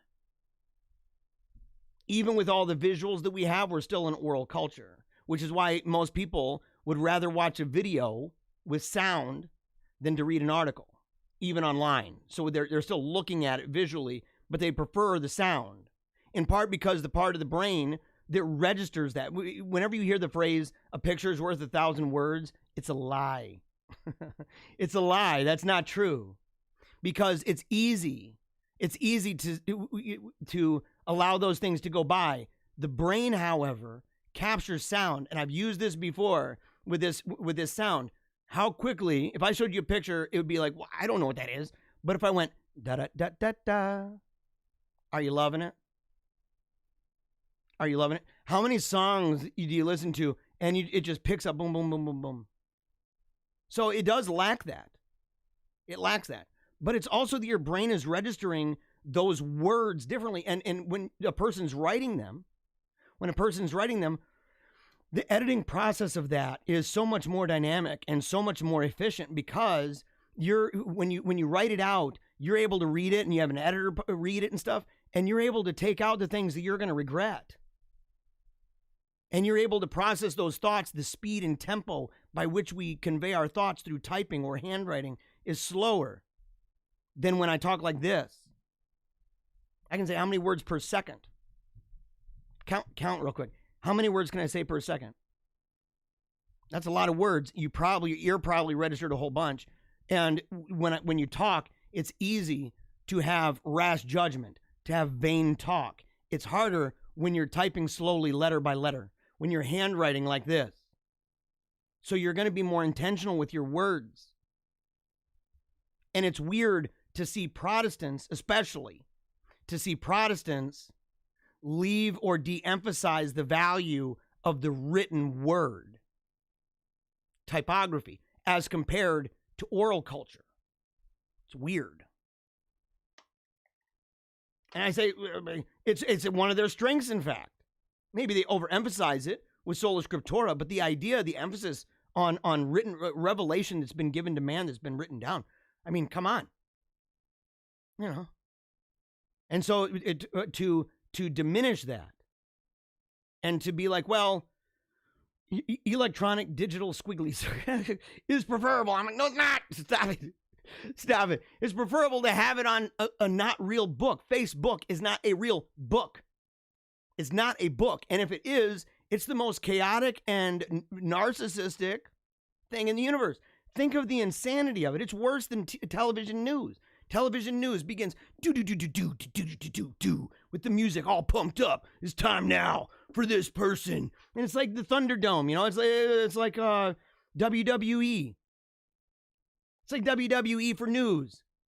All freaked out. Dun, dun, dun, dun, dun, dun. And then the person gets on there, and the camera zooms in, wow, comes in around,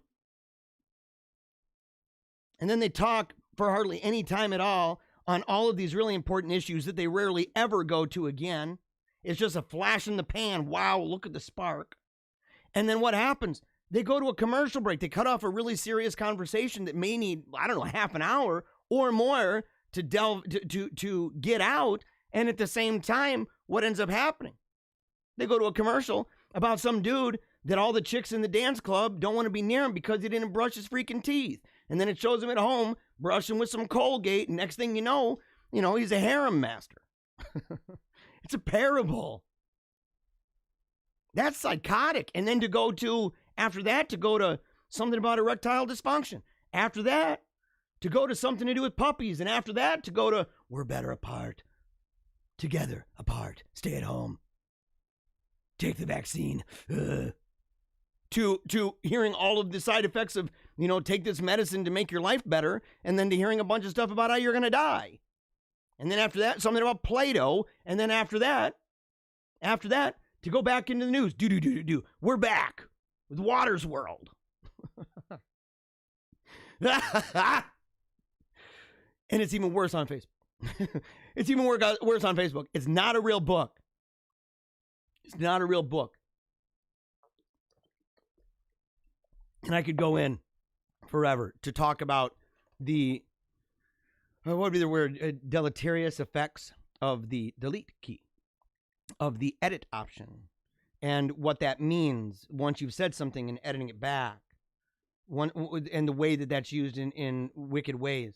We could talk about all that forever.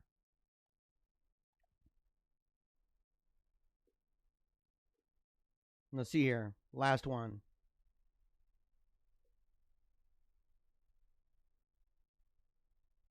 Last one. Well, last couple, and then we got to get out of here. Okay, I hear you, Jeremiah. I mean, even if we have other modalities like books or newspapers or events or emails, how do we find our audience that wants to hear our messages without advertising through social media? I mean, it would be great if we didn't live in the digital world, don't get me wrong, but sadly, this is the world we live in. How do we reach our world zombies, me included here, if we don't tap into their channel? Well, for one, there's all different ways to promote. I had somebody recently ask me, there was like, they had less than 24 hours. They're doing an event at, I guess a cathedral or something was hosting an event that was really wicked bad. And some kind of, LGBTQ thing, I don't know. And they wanted to know what they could do in 24 hours to get that message out there.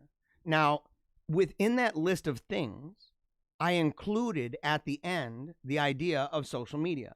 But a lot of people, they should think about this. When a lot of people, when trying to get it out, again, they fail to remember that the world didn't have any of this for a long time, and yet messages got out. Now, sometimes it might require a little bit of creativity. Sometimes it might require more action. Sometimes it might require them to do face-to-face things or to make phone calls, that sort of a thing, to organize groups that blast these things out in more personal, relatable ways, to have lists of people that they would be able to promote. And it's a mirage when we talk about social media. By and large, number one, when we tag a lot of people, and this is just something people don't know, when we tag a lot of people, there are pros and cons. Number one, and that's what we're saying when we promote something, right? There's two primary ways that people promote things on social media. One of them is to write a post or post a video or do whatever and tag a whole bunch of people. And that is also coupled with going to a lot of different pages and posting that on a whole bunch of different pages, and maybe even tagging people on those. The problem with that is that algorithm on Facebook sees that as a very, very bad problem. I think a lot of people who struggle with Facebook jail, that's actually what they're in trouble for. Because Facebook as a business model and as an algorithm doesn't approve of that. That's spam. It is. It's spam. And the public square for Facebook doesn't approve of it as much as the public square in real life would approve of putting in signs around or having a group where the group is told, it's like a fast action rapid response team that would be able to make those phone calls to institutions to alert them and coordinate with those institutions as an extra branch. So it'd be like the trees, right, in math, where you have the core, and then that goes to a core group of people that are connected. All of those are connected with various institutions, and those get blasted out to those, and those groups can do it through email. They can include, of course, social media because people are there, but they can also include phone calls because people are they're going to more willingly give personal information to institutions that they're committed to, like churches, private schools, different vocational organizations, whatever, that they would have a better relationship and trust with that group to use it wisely.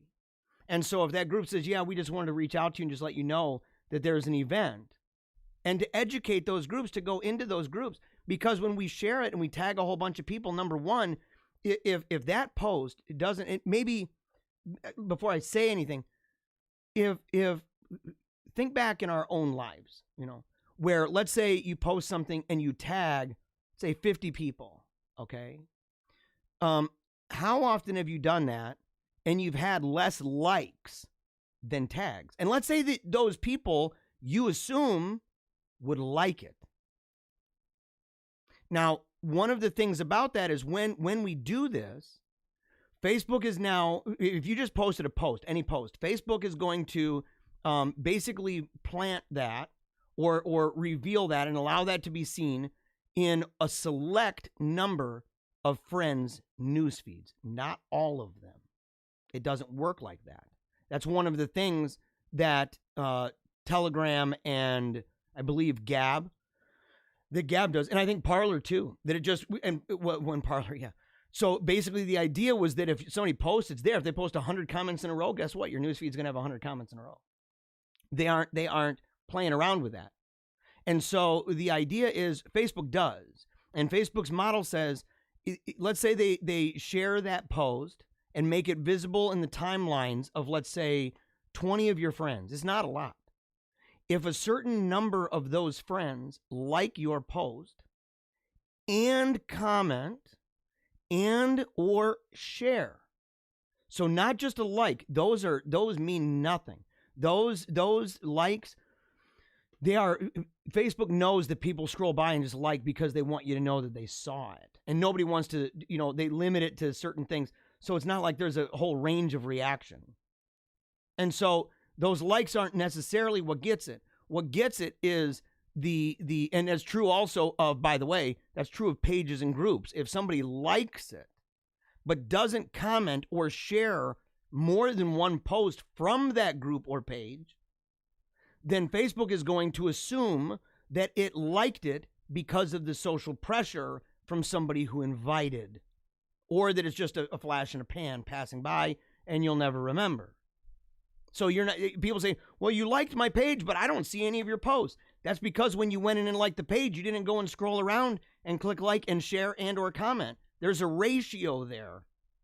And they're trying to see the different inputs that you give them, if it's worthy of expanding, and it's within a certain time frame too. So if you have people like it and comment and share a whole bunch, a certain percentage of that within the first 5-10 minutes of that post's existence, then Facebook, that algorithm, is going to reveal and broaden the circle of reach in the news feeds broader, bigger, including more people. And if that same thing happens with them, bigger. That's how going viral happens. And so, but how many times do we share something? We're like, man, I tagged 50 people, and there's like 3 people who liked the dang thing, and nobody commented. And it's because not only are you going to have that against you with the 40 or 50 tags, but you're going to have it against you. Facebook is going to look and say, this is the exact same post splattered across a bunch of things, and they're going to deprioritize that because it now fits within the folder of spam. Again, it's a mirage. It's a mirage. That's why you can have people, thousands and thousands and thousands, like something, and yet you have an event and you're not anywhere near 1,000. That's why. And so if you call them, that's a different pressure. If you mail them, now that might be a different one. If you put a sign, if you go and take the time to go door to door, to pay the money to have paper and to sit there and put it on the door, and that way they see it. Make it creative, make it pop out, to reach out to different publications, to church newsletters, to church, the pamphlets they give you, right? The pamphlets they give you at church every single week, right? And so you can see at the back, a lot of times there's ads and advertisements. You can put them in there, calling radio stations, and getting the information to other influencers, rather than simply thinking that Facebook is a megaphone, because it's really not. It's a really manipulative thing. And so social media, in fact, is wildly inferior. And yet, if you talk to most people, most of their strategy is entirely based on social media being effective. And it's based on a myth and a mirage. It's not, but most people just don't know. It's not anything rude to anybody. It's and you can see how hard people are trying. And that's one reason why I'm saying to break free from it, is because these people who are trying and getting frustrated, and they're not seeing the fruits of their labor, and they're getting kicked out left and right. They're getting banned. They're getting put in Facebook jail all the time. Same thing with Twitter, getting censored like crazy, and the manipulation of the trending news, the manipulation of all of these things. It's completely propaganda. That it's like saying, well, we're trying to promote a Christian event of an underground church in the Chinese state newspaper. I wouldn't do that. Or I'd be really, I'd be cautious and think of strategies that if I'm going to do that, it diversifies it, which is why when we did a commercial for the Christmas event, and I shared it with a group of people that are influencers in their own right, and I shared it with them privately in a low the file size of the video itself. I shared the commercial proper, and I shared the fun video that the commercial was embedded within. That's a fun video of my family. I shared both of those at low resolution, right? So it saved it so that it was megabytes, not gigabytes. And that way people could download it and then share it on Facebook on their own walls individually, is because it's a bigger bang for the buck. We got to have strategies for this dominion. Let's see. Putting whatever in book form is one way to have something out there that will last if you can publish or get it published. And that's why we need to have serious conversations about getting into the business of publishing. The effect of it didn't start with social media, the blogosphere. In fact, maybe even earlier than that, with live chats, for example. I used to go on Christian chat years and years ago, and having these forums, right, where you had folders, and it would be different topics, and it would say, how many, and they're still around, but you have this many people have responded and stuff like that. And so you'd go in there and do that.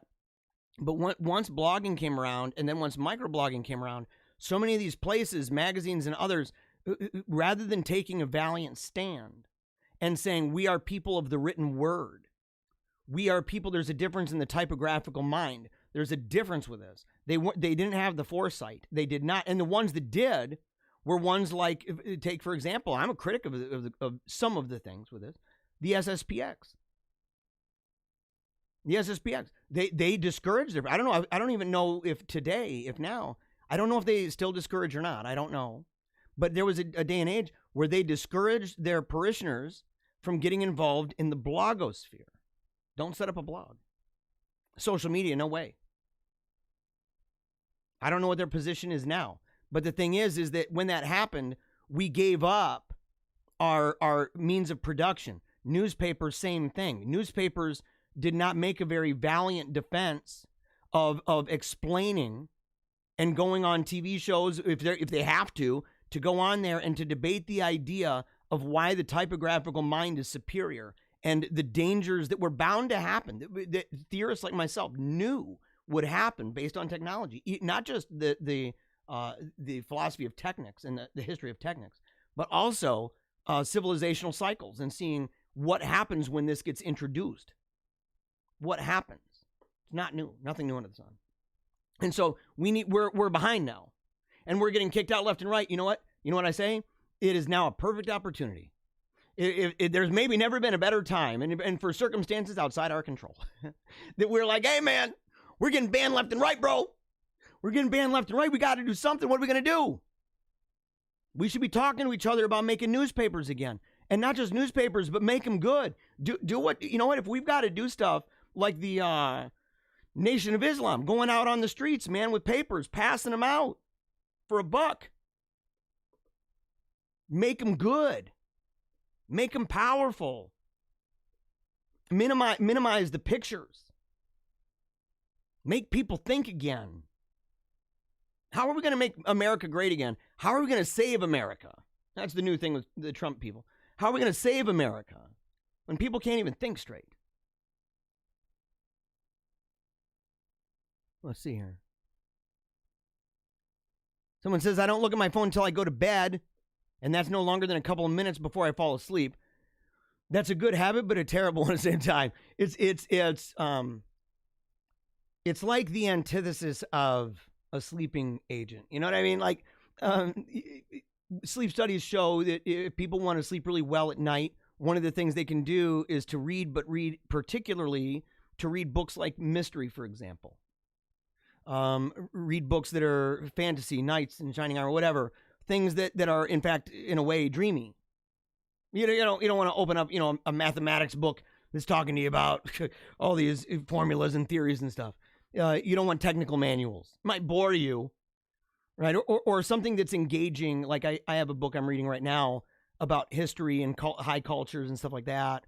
Absolute politics, action versus, and ideas and the interplay with people, groups, nation states, stuff like that. And it's fascinating. I love it. It's one of the best books I've read.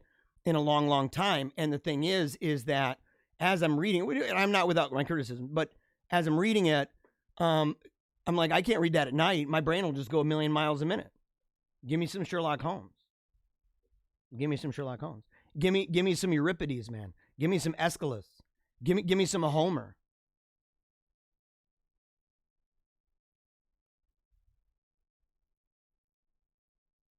Someone said kids cannot read body language because of what we're talking about.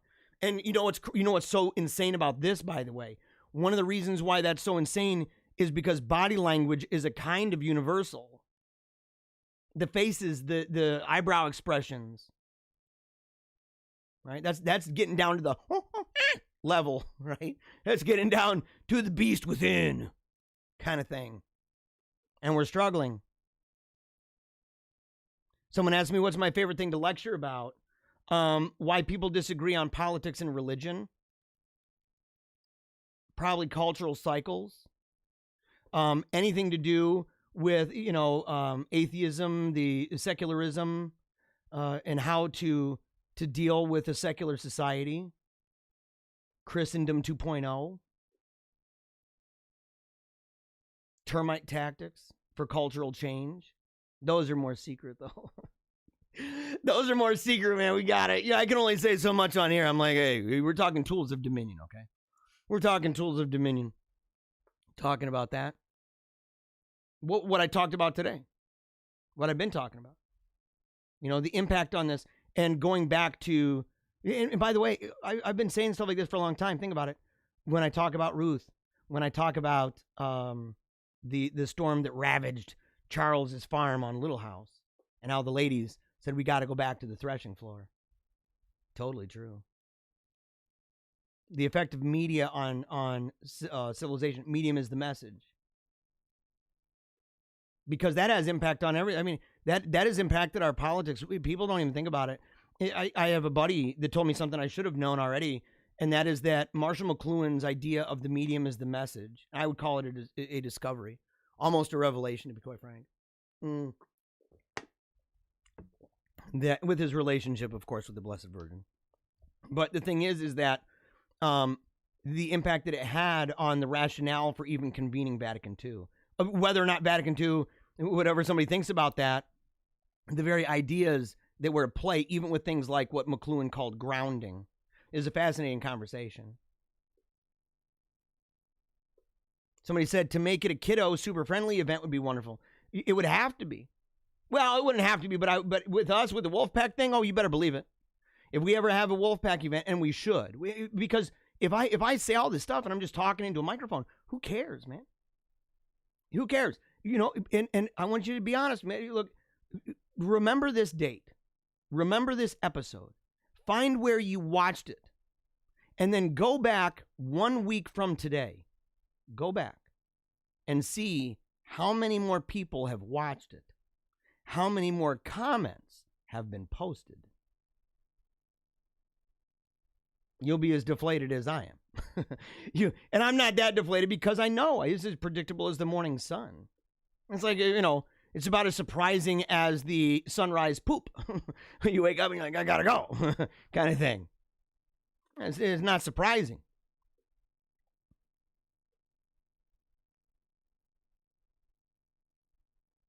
Let's see here.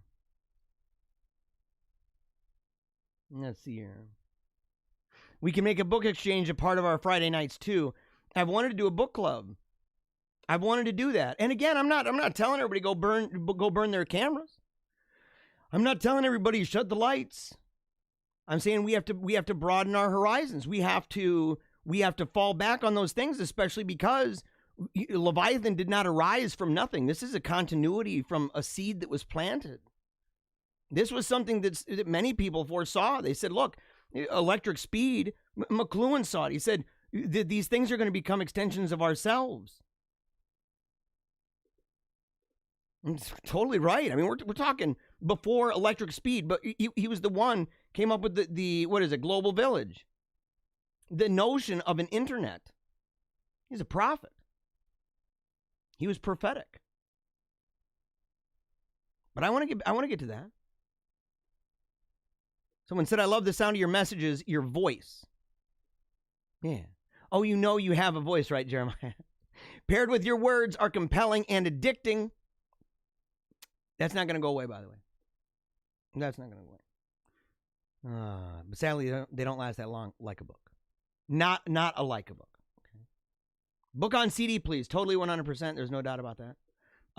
That's one of the things that I will definitely do. Definitely.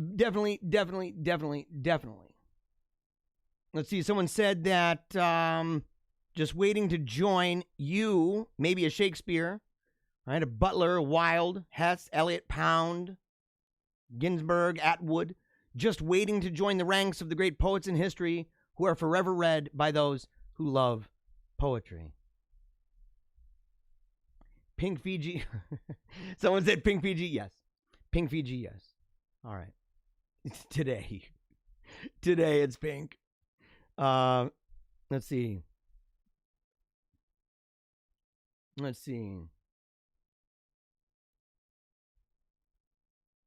All right. There's a whole bunch of stuff, by the way.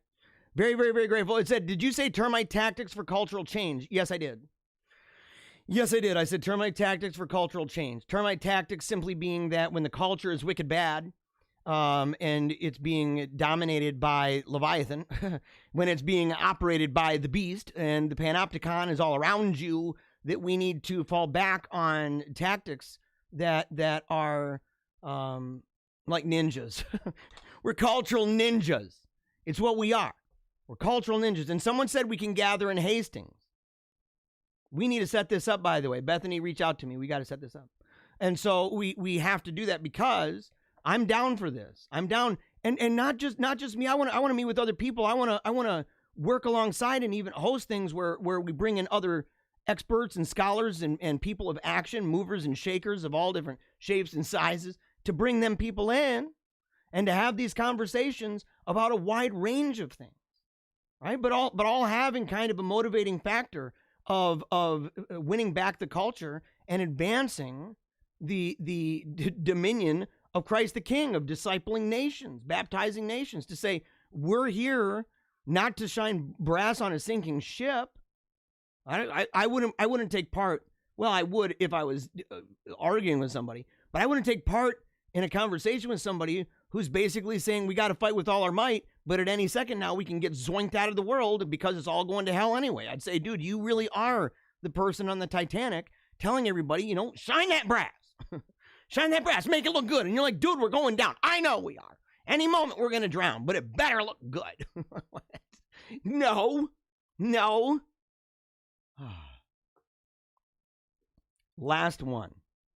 The best restaurants, and it plays into food. The last restaurants are not the chain restaurants, but the ones that stand out above the rest. But that is done by good content and by word of mouth advertising. Yeah. It's by having a billboard that people are actually driving by, right? That's very unlike Facebook. Most pages, you have to invite friends to like it. And even then, the percentage of friends who like it compared to the percentage of friends who either silently don't reply or leave it out of laziness maybe, or just inaction. They just leave it in the folder that it's like, well, these are pages that were reminding you that you've been asked to like. Yeah. Someone said I'm the modern day Paul Harvey. Is that true? What do you guys think about that? Any which way we go. You know what? Hold on a second. My kids are here. Hold on.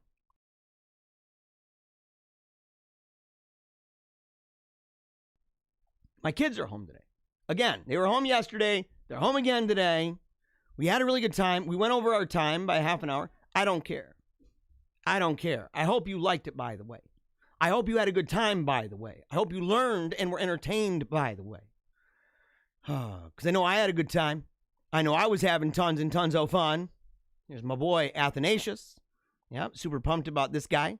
He's an amazing dude. Every once in a while, you might see him in the comment section where it says Isaac Bannister, and I get on his case because I'm like, dude, what are you doing in here? It's school, man. It's school time. Even if he's home, I'm like, you're supposed to be studying. You're supposed to. Where are the other kids? Okay. Oh, and here comes T-Bear. Here's T-Bear. Teresa. Oh, Louis sleeping. What about Little Wolf? Oh, he's coming. So is my wife. So is my wife. Okay, you guys, you got to get in here. Come on down. So it's rare. I don't get him to be home so much. Somebody asked me why I shaved. It happens every once in a while. Man, because when it grows back and it gets that kind of, it's not like a 5 o'clock shadow, but it starts to get a little bit longer, but not too formed. Kind of like the Kurt Cobain beard and stuff. Actually, I like the look of it. I like the look of it. But every once in a while, I shave my face. It's true. I look kind of weird, especially when I do this. I look like Doc Bullfrog from Emmett Otter. I've said that before, and we got to look it up sometime to talk about Doc Bullfrog. But for today, we got to say goodbye. We got to say goodbye, and then we're really thankful for each and every one of you. And remember, that train of social media annihilation, the impending death that I'm going to experience from social media, arms out wide, train coming, smoke rising, bring it on, is one of the many reasons why you should go to paleocratdiaries.com. You got to do it, okay? And we're going to be doing a lot more there because it's going to, in fact, become a primary emphasis. Not just that, but also Telegram, as long as it remains, okay? They're already trying to take that down. If you'd like, of course, if you'd like to be connected to us with real in-person, face-to-face interviews, speeches, or anywhere, right? I don't care, on a show, whatever. Speeches. You want to connect with us for speeches, debates, roundtable discussions, dialogue, doesn't matter. Make sure, reach out to us, paleocratdiaries@gmail.com. Until next time, we salute you here, Team Tiny Dancer forever, and we say, never give up, keep on smiling, and memento mori. Yeah.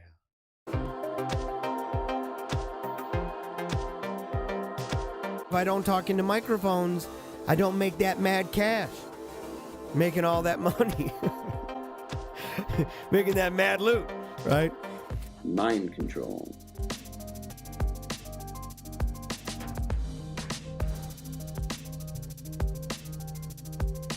So we see the minority elite imposing their ideology on an unwilling and resentful populace. This causes a backlash. People get ticked off.